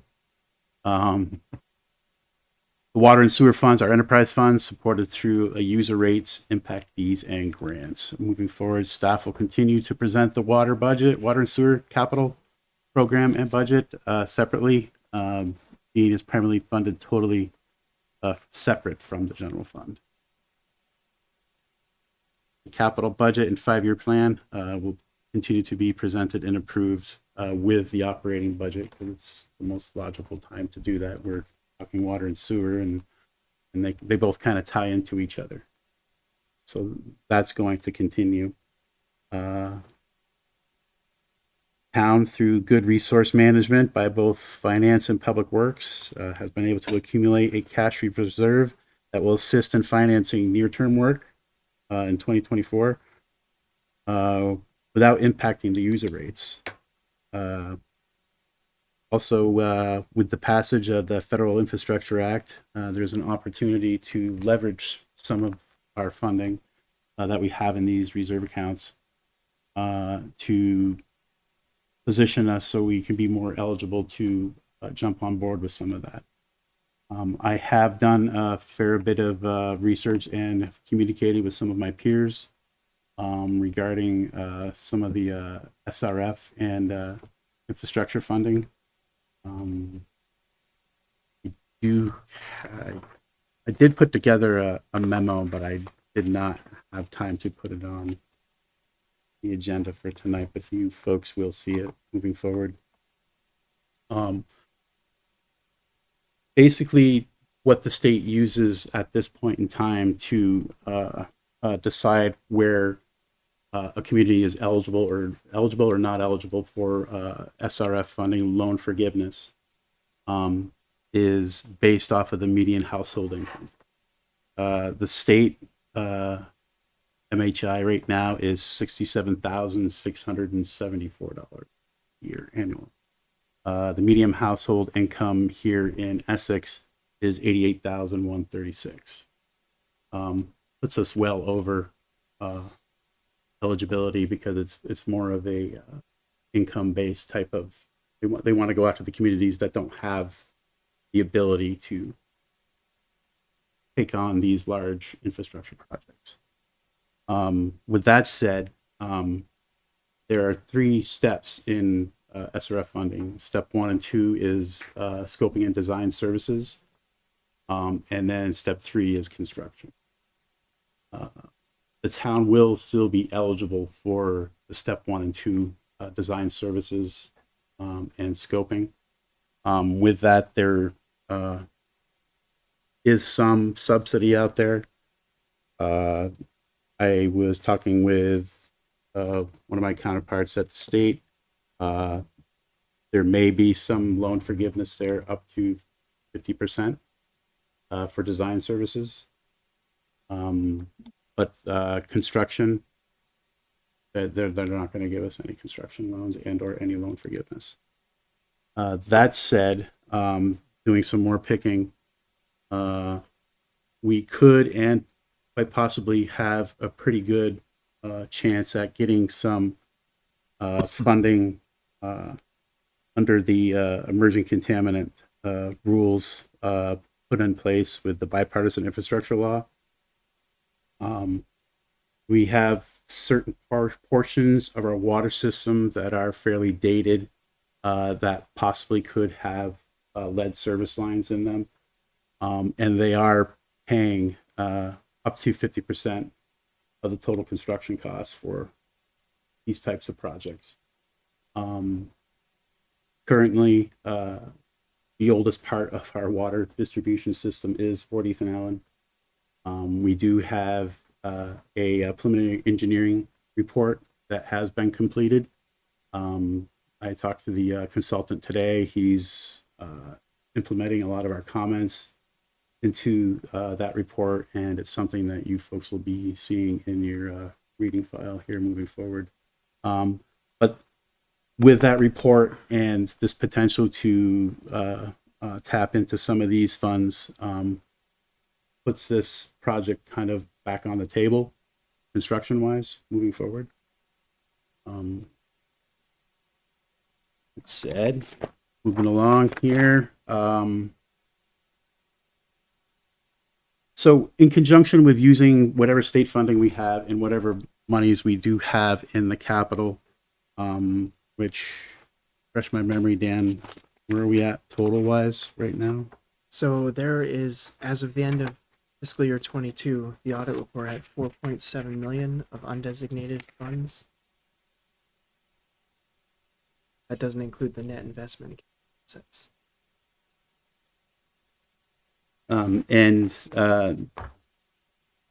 Kendall's right. We do have a pretty intensive capital program.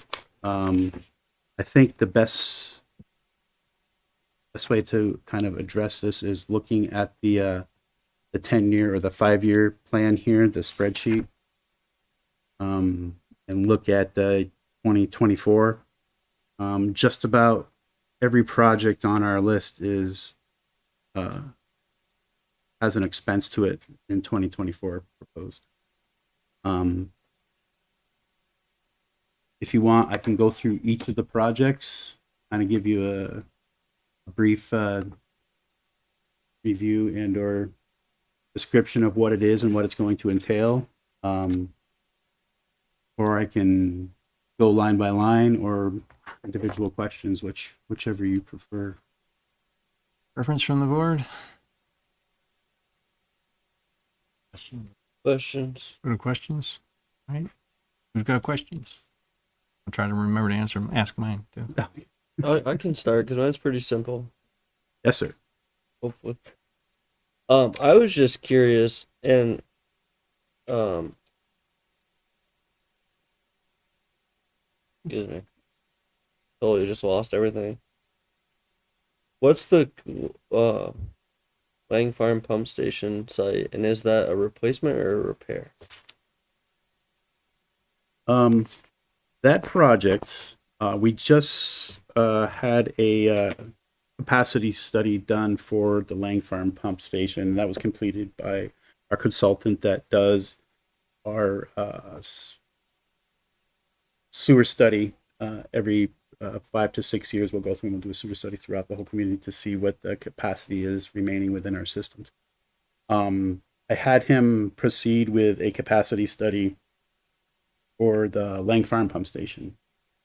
And short of it is we have about 5 to 6 years of capacity left in that station. What we are currently planning on out there, in addition to any future development within the town center, we're going to have to address those deficiencies in that station sooner rather than later. This project is in its infancy, and we're still working with the city on possibly rerouting that force main and that pump station to discharge into a different point into the village, which would open up and free capacity by installing another station in the town center to pump into our existing system to pump back down and around.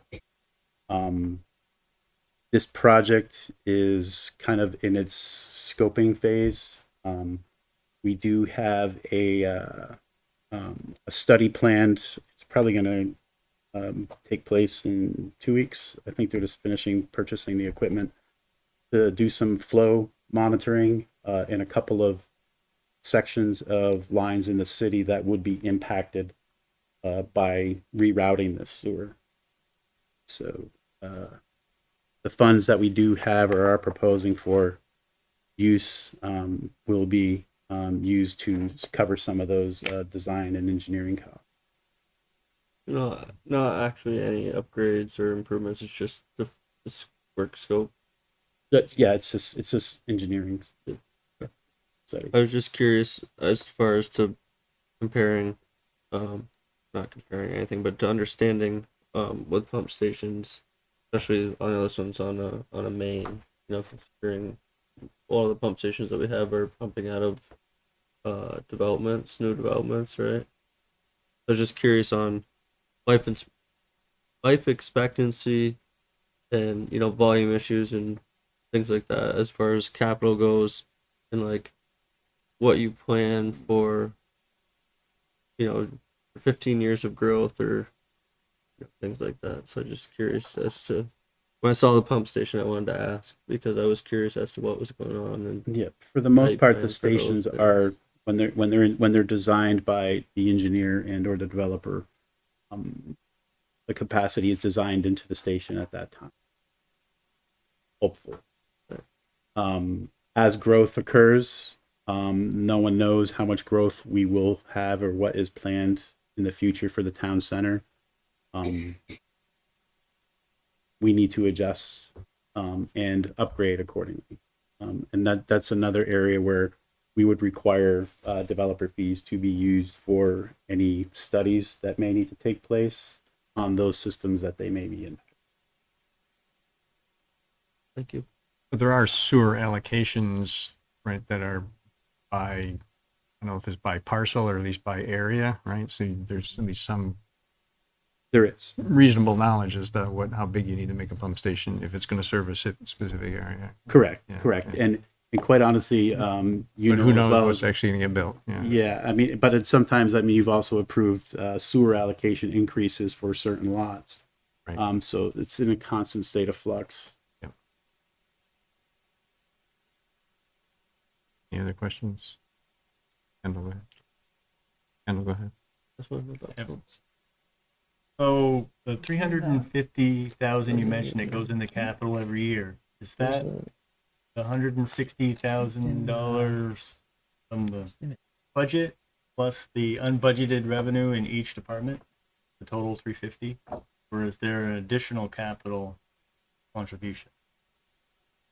I'm trying to understand how much you put into the water and sewer capital each budget.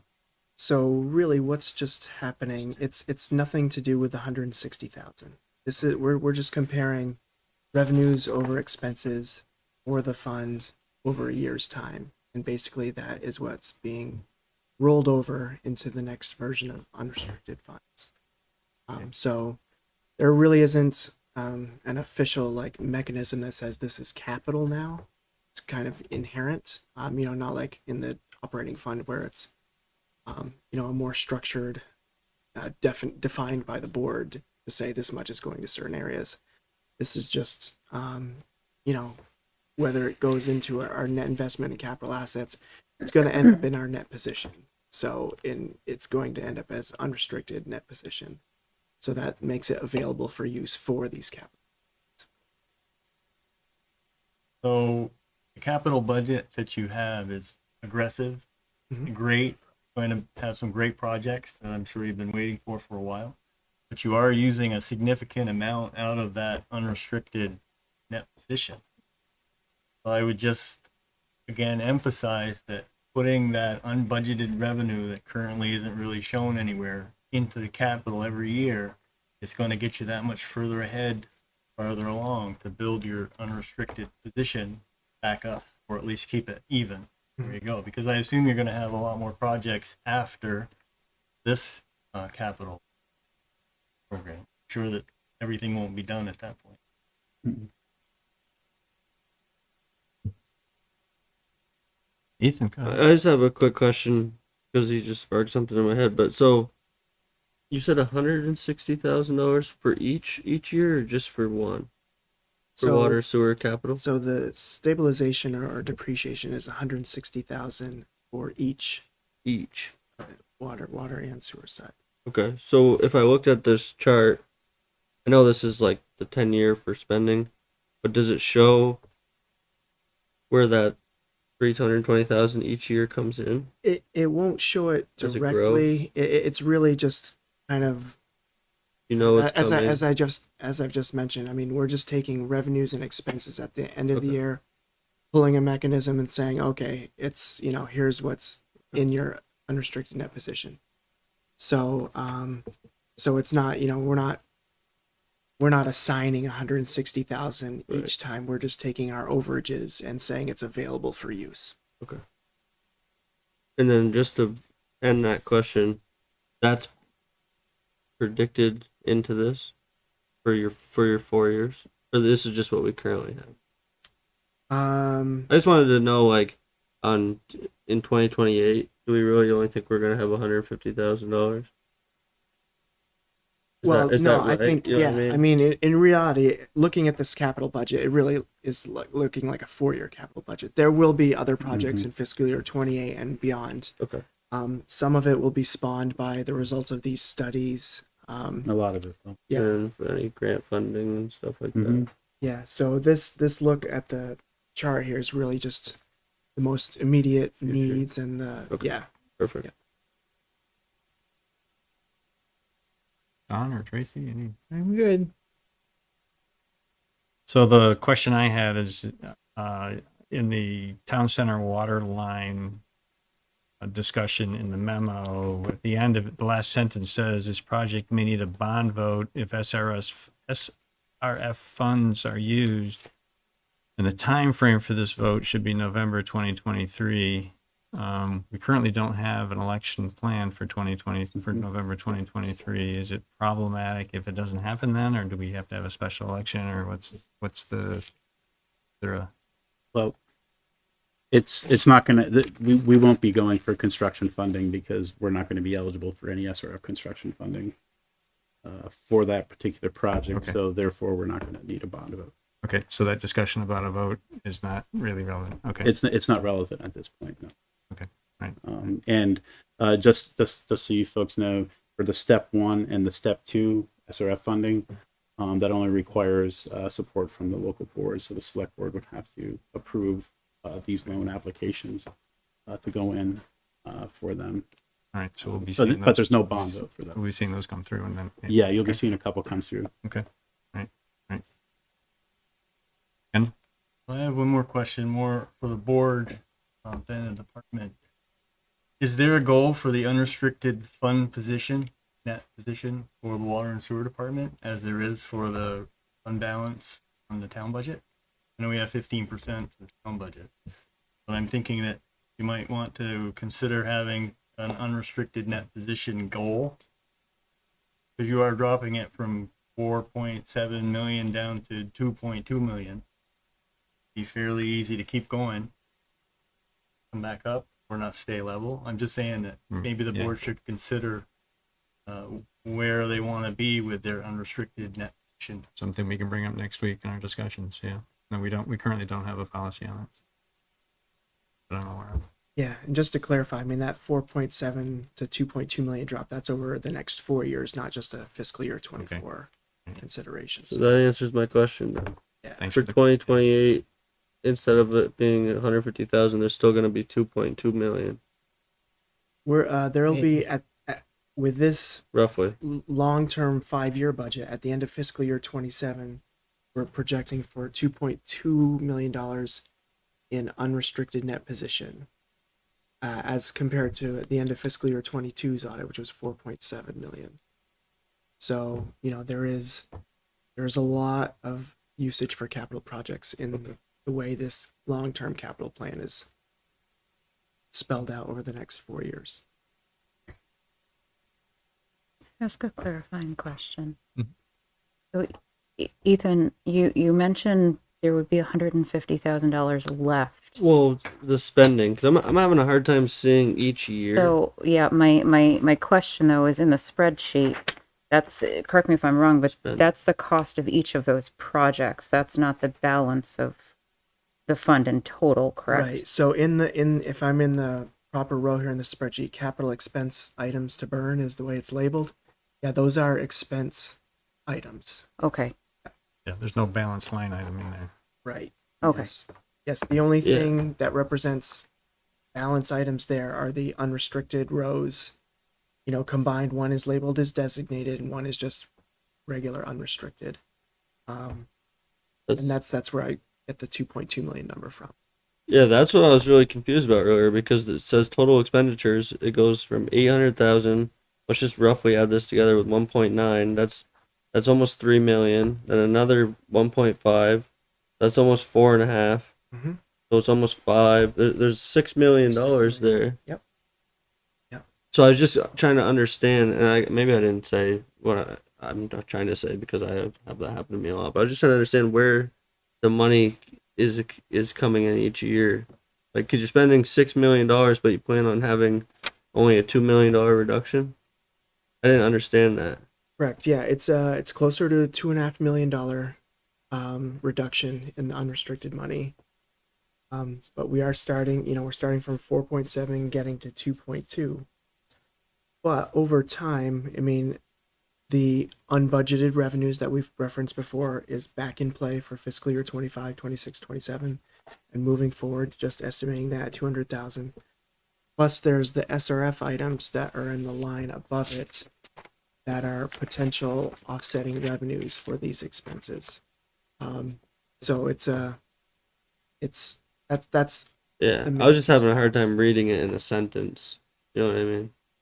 I'm sorry. I was having a hard time like reading it in a sentence and understanding It's me. Don't Yeah. worry. No, I mean it's not the best spreadsheet. If it was in the Yeah. so I was just like when I was looking at the graph, I was like, I don't understand, but Yeah. that's totally okay. This doesn't show money. That's why coming. I can ask No, questions. it's only expenditure. This Right, doesn't show right. money coming in. Yeah. So that would be, you know, I know I didn't make Yeah, you that's- rewrite everything, but it'd be that's- a little bit helpful to have a more of a capital balance as we do with our capital budget in the general. So another thing we can talk about next week. Right. in our I know, strategic but planning that's is where can I'm we- like- can we get what information do we want I to hope see in you our guys capital? are writing this all down so you know what you're talking about next Tuesday. Yeah. Kendall, go ahead. I just don't want to leave this discussion without giving a big kudo and commend to the staff, both existing and previous. The fact that you could even consider spending that kind of money to do these projects without affecting rates, because it's your capital project that you've saved all this time. So, I mean, you guys, past and present, I don't know how you did it, but did a hell of a job. It's very impressive. I mean, there's a lot of towns that just to find a $500,000 project, they've got the bond for the entire cost. So I just want to make sure that the staff knows I'm very impressed. Thank you. Thank you for saying that. Thank you. Yeah, thank you. Okay, any comments or questions from the public?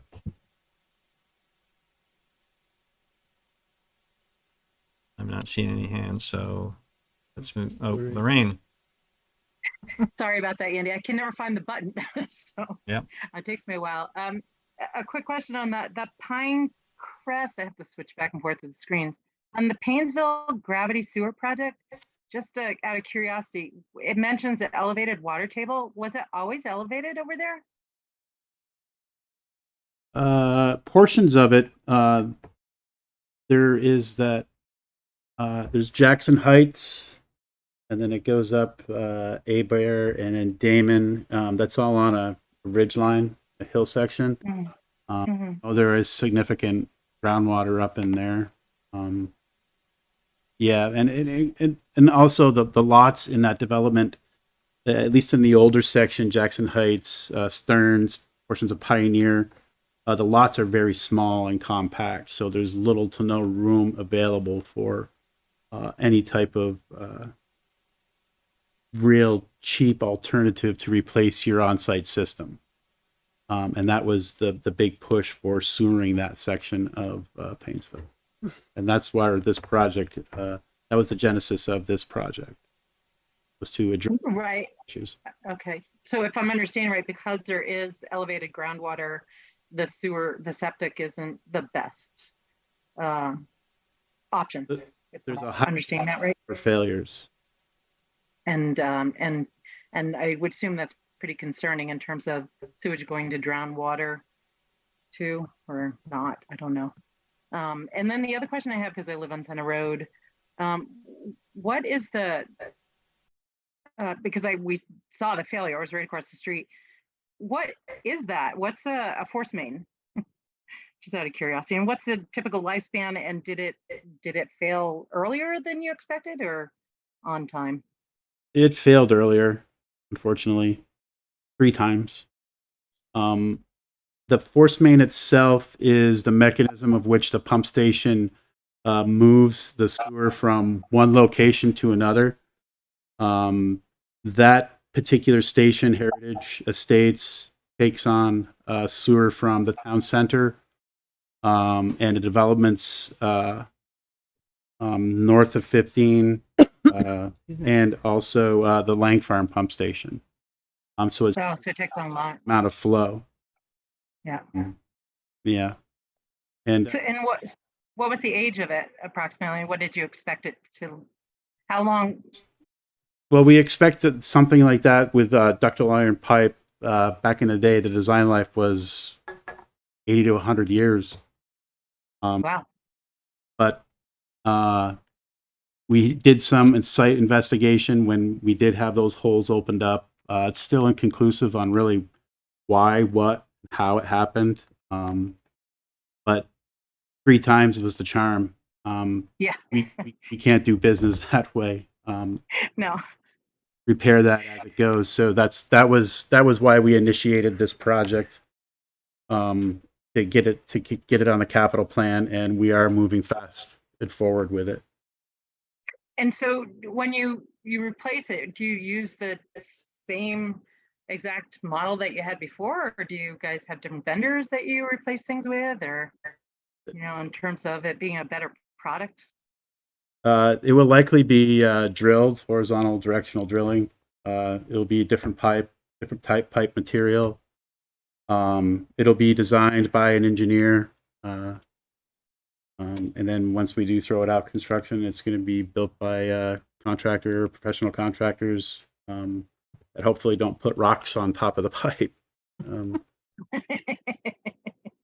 Yeah, new engineering. So you would expect a longer lifespan again, I would hope, or not on those. And also due to that, are there other forced mains that you then change your mind about what might fail earlier than expected, given what you guys found? That's a question. And that's something that we have been discussing in-house on how to investigate some of those. I know there are options out there that are low impact. Quite honestly, digging down and inspecting the pipe every certain amount of feet is just not a viable financially sound solution to inspect the pipe. But there are other technologies out there that would allow us to at least get some sort of idea of if the pipe's being corroded or if there are any leaks within the pipe. I know that they use some of this technology in water distribution systems, and we are investigating whether it is available in sewer as well. Right, so because that's what I was thinking in terms of some of the new engineering out there. Of course, I always think about failures as you're building something and how to make it easier to inspect and things like that. I don't know if there's any new technologies that can go into new things like forced main that would make it easier to inspect as we go along and going forward. So there'd be easier to certainly be ahead of the curve than, respond to how we did. But I just see a lot being in plumbing. I just see so many new technologies, especially around just computer chips and how we work now comparatively.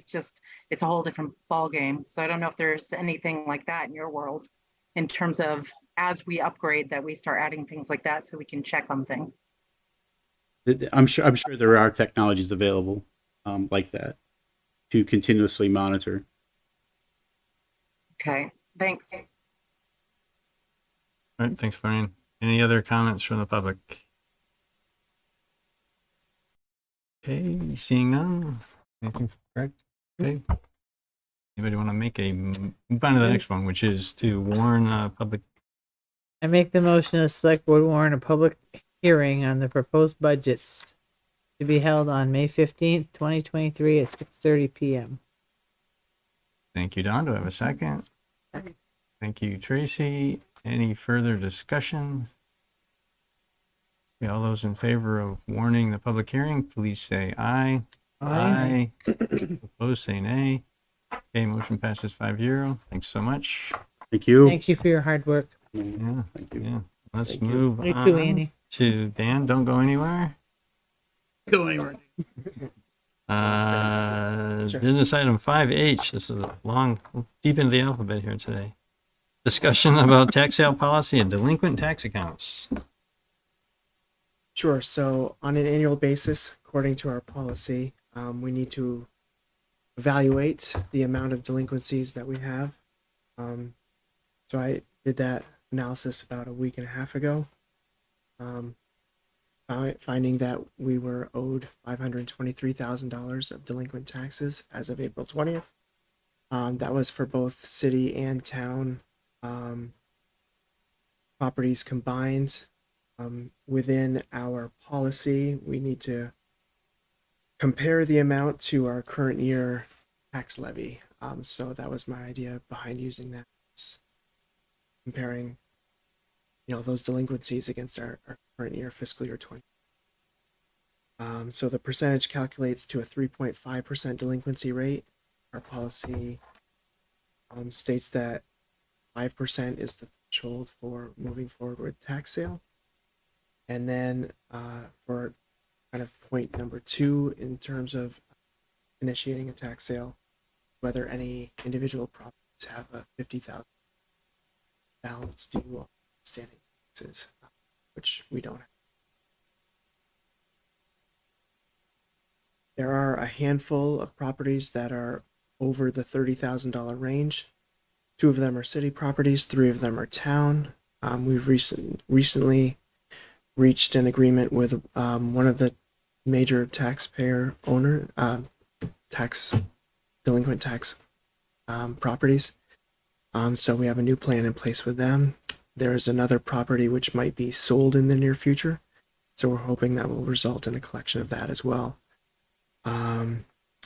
Since the memo was delivered, we've reduced our number to $479,000 as of today, just to give an update on that. So our staff is continuing to collect and make phone calls and inquiries and continue to try and chip away at the delinquencies that are on the list.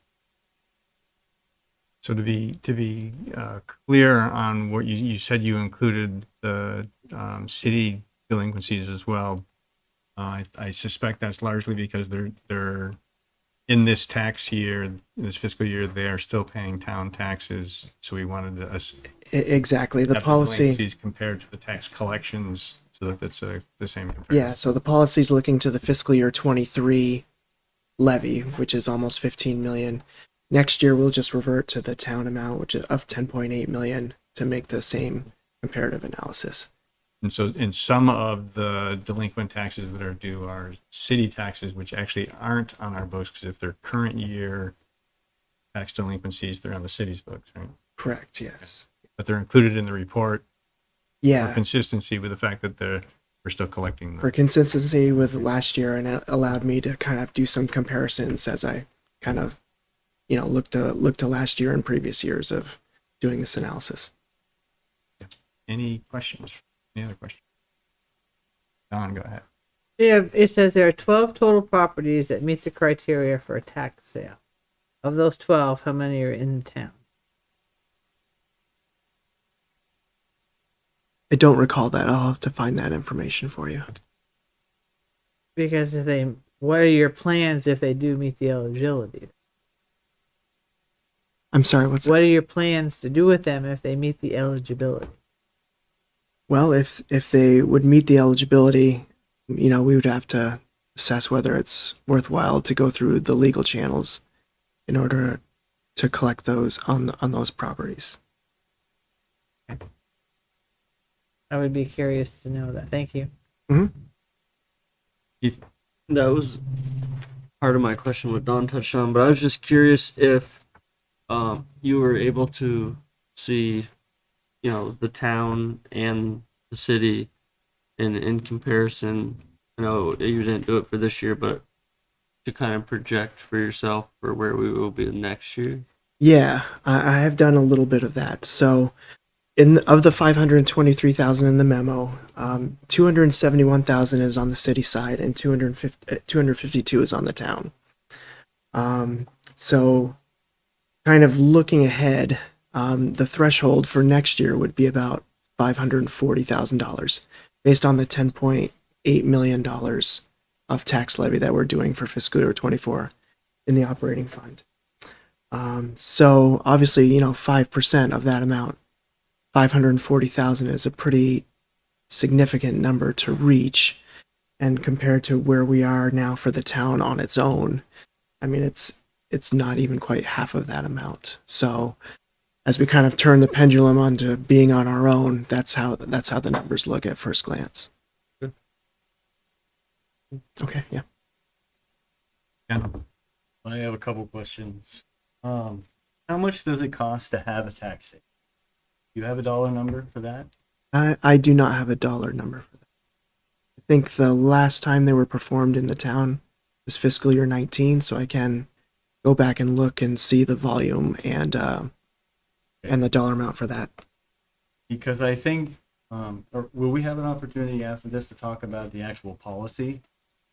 We can bring that up as one of our strategic planning things to revisit the but I just want it noted Policy, that if you'd like. this is a terrible disservice to our customer. If you didn't have that 5%, that big number, you would be having a tax sale. And my point is that to let somebody get delinquent $30,000, I mean, how many times have they been delinquent? I mean, to get to that amount with the town, it has to be a few years or significant property or something. I mean, to let it get that high before you have a tax sale is a disservice, because at that point it's almost impossible to catch up. You mentioned that you're concerned about putting people out and don't want to move them out of their house. But to me, my opinion is the purpose of a tax sale policy should be to help the people that need to get out of that situation. There's typically two kinds of folks that get there. One, they just don't pay their taxes. That happens.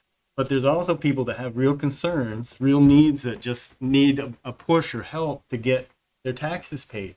And if you let it go to the point where they owe $30,000, $40,000, I mean, I could probably borrow $10,000 from my brother to pay my taxes if I had to, but $40,000, I couldn't do that. I'd lose my house.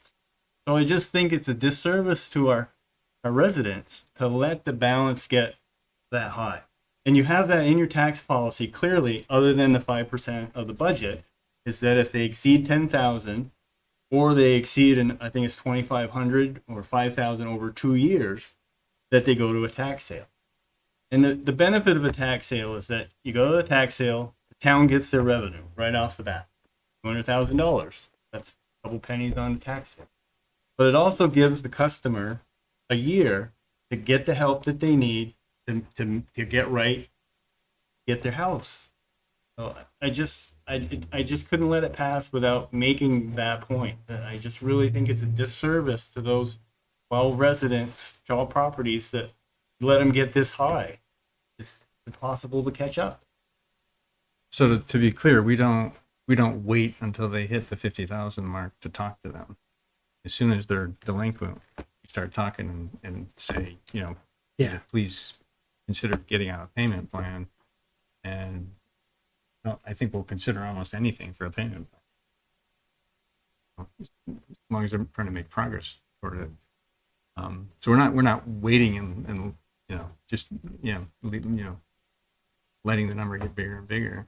And during COVID, for sure, because there was money available, we educated folks on how to go forward to get that money. And I haven't done an exhaustive list, but I've seen the delinquent tax report, and there are many that were on there last year that are not on there this year. And so there has been progress in that regard. Yeah, there's definitely a cycle of mailings that go on, after the due dates. There's definitely phone calls and reaching out by email, whatever means we can, to try and establish contact. And, if not arrange immediate payment, try and establish an agreement so that people can try and catch up before it gets to these points. But with regard to the what the policy is today, we certainly can, and we should bring that up if it's and I know it's been a concern. You've expressed this before, that we can talk about it in our strategic planning, is to ask for a relook at it and a reconsideration of what the numbers are and what the trigger is. Ethan? Did you forget to sign it, or did you disagree with it? So I probably wasn't here in the meeting when it was Okay. passed around. I didn't I was disagree just with curious. it at all. I was wondering.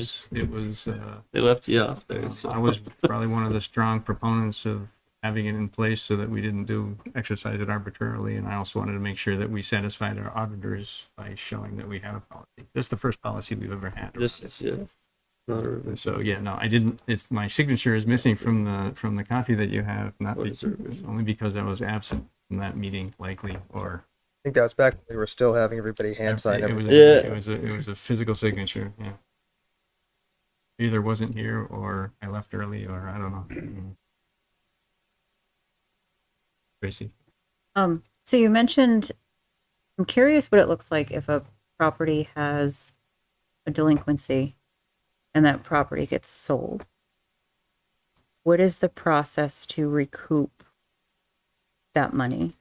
Well, my understanding, and I may not be completely right on this, but I always thought that there had to be consideration of the tax status of a home in order to have a real estate transaction. I mean, there's going to be an analysis by, your agent to be like, what's due on this property, what's out there. It goes with basically the inspection of the home and just any possible liabilities. So my understanding, maybe it's a little bit of a naive understanding, is that that helps facilitate payment. If someone wants to sell their home, they're gonna need to be able to make reparations in order to be able to sell it, or they're gonna lose money on their real estate transaction. So somehow that real estate amount, that tax amount that's due, is going to be settled through that process.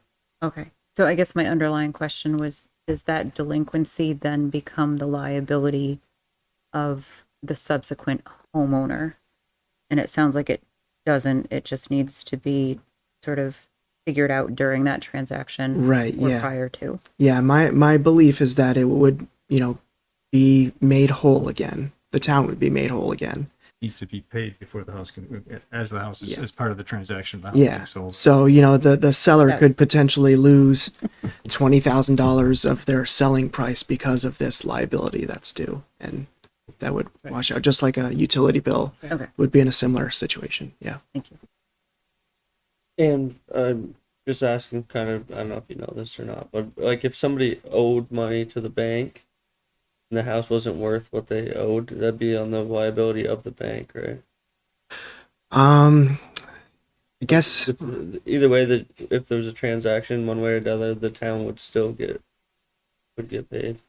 All liens get paid first before any other money goes out. Right, but if there is no money, just the lien holder. I can That's just, on the I know bank, that probably. we had a tax sale in my area, and what happened is that the lien that was put on the property was paid the people that was included in the sale price, To buy the house. but the money was issued to the association before the rest of the money was dispersed for the sale. So delinquent taxes are an asset.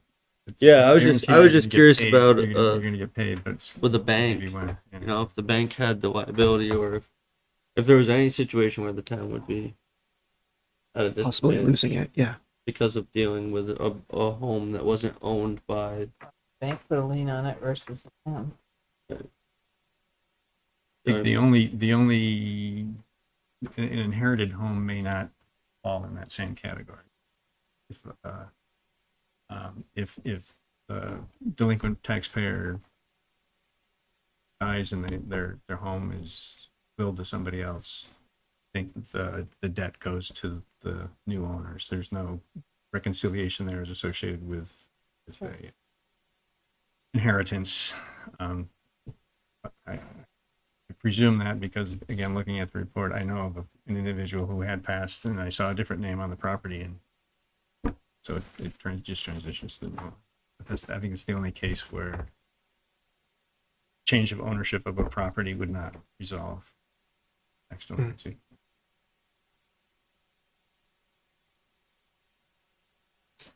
Thank you. So this is a. Do you have another question? Well, I was just going to request that I am curious how much a tax sale actually costs. Mhm.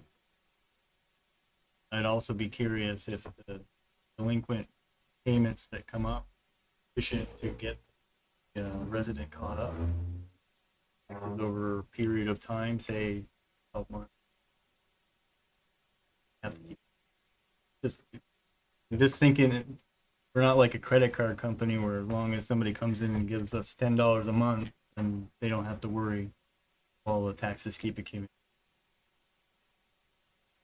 So you're asking what typical terms are for a payment plan? It depends on the review of they present their finances to either, if they're trying to have it abated, they bring their financial information to the abatement board. If they go through the assessor, they bring the financial information to the assessor, and it's determined at that time what amount of money can be used towards the payment. Usually it goes towards the interest to start before they actually get anywhere near their payment. And that's where they keep falling farther and farther. That emphasizes my point. The policy is very nice. It's just that number one where the total delinquent has to exceed everything. Because if you look at A and B in your policy, that would keep just about everybody manageable. 10,000, high, but that's a few years of taxes. You could probably catch up with that. 42,000, it's pretty daunting to come up with. Thank you. All right.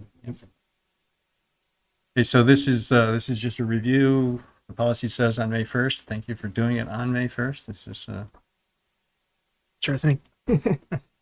cheap. So, if you don't need anything else from us. No, we'll move forward and we can talk on, with, yeah, there's no change, no action on this. But we can talk, next week about whether or not you want to consider changes to the policy itself. All right, so our next two agenda, thank you, Dan. Thanks so much. Thank you. Yep. Our next two agenda items are potential executive sessions. So I guess before we move on, Greg, do you have anything other than discussions about potential appointments? Yes. About there? Yeah. Okay. Yes. Okay. As in the other is the real estate. You do have Brief update. Okay. All right. Then we will come back to those. Consent agenda. I make the motion we accept the consent agenda as presented. Thank you, Dom. Thank you, Ethan. Any further discussion? Go ahead. Yes, I had a couple questions on the warrants. I noticed there were a lot of tax abatement, refunds, I should say. I just noticed there were a lot of them. Any particular reason? I'll have to check into that. And get I back to you. asked, actually, I did find out because that was one of my questions. I found out. And it was because people are getting their statewide, whatever that Rebate, credit tax is, the rebate. rebate you get from the Yeah. state, and now they're So, getting it. They'd already paid the whole income amount, rebate but from the state state was amount. giving the rebate to the town, so they get the extra amount back. I was Thank curious. You- I And noticed that And too. the other question I had in the warrants was, I noticed that there's a Green Mountain Power charge for street lights of about $8,000, $9,000. Is that monthly or is that for more than? That seems like a lot. I'll have to get back to you on that one as well. Thank you. Yep. Okay, any other discussion? Those in favor of approving consent, please say aye. Aye. Aye. Opposed, say nay. Okay, motion passes 5-0. Reading file, any comments? I got a comment. Yep. Or kind of a question. I shot it in an email, but was there an update with the crossing over there, the 40-50? I don't know which way you're going. I'm I trying know to we think sent of. the letter, and I didn't know if we ever got a response. Yeah, I don't know if we have either. Let me check with Aaron on that. I can't recall. Thank you. So to be clear, this is the question about whether there should be some sort of crosswalk marking. Well, it was on approval for 128. us I'm to just do- just yeah, the way you yeah. said Oh, it. yeah, It sorry. was kind of obscure. Irene We're Way. waiting for a I response couldn't remember the name of the road. from VTrans to our query about whether there should be more marking of a crosswalk over there. Since there's a warning that there's going to be a crosswalk, but there is no physical. Right. Speaking of which, I stopped for two people on my way in this Thank you. afternoon. Yeah. I do it every time, and I had my wife and my kids in the car, and I like borderline wasn't like focused on the crosswalk because I was having a conversation with my wife. I jammed on the brakes, and she's like, "What are you doing?" I said, somebody had asked me about this crosswalk a while ago, and if I ever forget to stop for somebody and they see me, I will never live it down." She's like, "Oh, I didn't even know there was a crosswalk here." I was like, "See, that's my point." Anything else? Reading file comments. Thank you to Greg for the department work plan. That's a lot of information. Yeah, Yeah, that's a lot. It's Department heads too. Thanks. really good stuff in there. And on that vein, if you've got anything, I mean, that's a lot of what we'll be talking about next week. If you've got other things you'd like to make sure that are on that list, please send them to Greg so we can, they can, the staff can put some thoughts around those things without being caught flat-footed and have to come back to us. Don't know, should we share them to everybody or just have them sent to you? It's just sent to you, or is it? Yeah, why don't you send just to me, since it's kind of discussion about what you Yeah. want to be working on. Yeah, it's materials that'll go into the packet. We'll get them back out. Discuss from there. So, are we gonna have an interactive, like building the plan together as far as how we did it last year without a moderator per se? No facilitator this time. Right. Marguerite and I were talking about it a little bit today. We want to flesh it out this week. When we meet with Andy and Tracy later on this week, we'll probably bounce some ideas off of you. Rough idea at this point is to kind of present you with the information that's in the packet. Any other new information that comes in over the course of the week. Maybe we'll have a live spreadsheet where we can kind of make updates as far as what's prioritized. I think I'd like to focus on the special projects for fiscal year 24. The annual, weekly, daily, monthly stuff is kind of there for information to give you a sense of workload, just baseline workload before we start adding extra projects. But I think, be able to run through any questions about the prioritization that's there, the projects that are there, and then talk about anything you want to add and based on your own desires and goals, and anything that might have to come off or get readjusted based on stuff that you want to prioritize in the coming year. So, I don't know if that answers your question, but that's It just kind of does. where my mind is. I was just for how to do this. Yeah, I remember. Yeah, It's got to be more free flow than it was with the thank you. facilitator. That way we can focus on our contentious points and move on from the other ones. And please, if you have any questions after looking through that Please. tonight or later on this week, think it's we kept it very high level, just very simple. There's a whole lot more detail that goes into almost every single one of those hundreds of lines. So if you have questions about what's in there, I can get back to department heads. I know a lot, but I don't know every single detail by any means. So please ask ahead of time. And we're calling it a strategic planning session. Will we be inviting public comment? I would say that's up to you. Yeah. Something I guess we'll. Maybe in like intervals, like in the middle, at the end. That way it's not every single thing we talk about. Yeah, we'll have to figure out how we want to do that. And so we can. The meeting's planned for 6 p.m. Projected for 3 hours. The posed before. We'll see how it goes. And If we can go through his whole list in 3 hours, plus what all these guys have here, it's going to be a small miracle. I'm not sure we need to go through the entire list because again, a lot of it is daily work that staff does, and I don't think it's our purview to tell Greg how to manage his staff. Right. And I think we should focus on the major projects, prioritization of them, and a feeling that public input on that is a good thing. Yep. We'll feel our way through that next week. So 6 p.m. here. All right. Okay. Any other board member comments?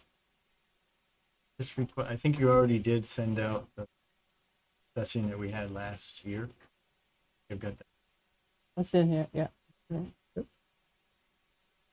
Oh yeah, that's the spreadsheet that the facilitator put together. Yep. Yep. All right, so we need I move that the select board enter into executive session to discuss the appointment or employment or evaluation of a public officer or employee in accordance with 1 VSA, section 313A3, to include the town manager and the deputy manager. Thank you, Don. Thank you, Ethan. Any further discussion? All those in favor, please say aye. Aye. Opposed, say nay. Okay, motion passes 5-0. A minute, I have to wait for it to come back up here. You got it, Tracy? Yeah, I've got it. You got it? I move that the select board enter executive session to discuss the negotiating or securing a real estate purchase or lease options in accordance with 1 VSA section 313A2 and to include the town manager and deputy manager. Thank you, Don. Do I have a second? Second. Thank you, Tracy. Any discussion? All those in favor, please, motion, please say aye. Aye. Aye. Opposed, say nay. Okay, motion passes 5-0. We will probably won't be coming back to make any decisions. No, I don't think so. So Scott, you're free to go. We will go to executive session and adjourn from there.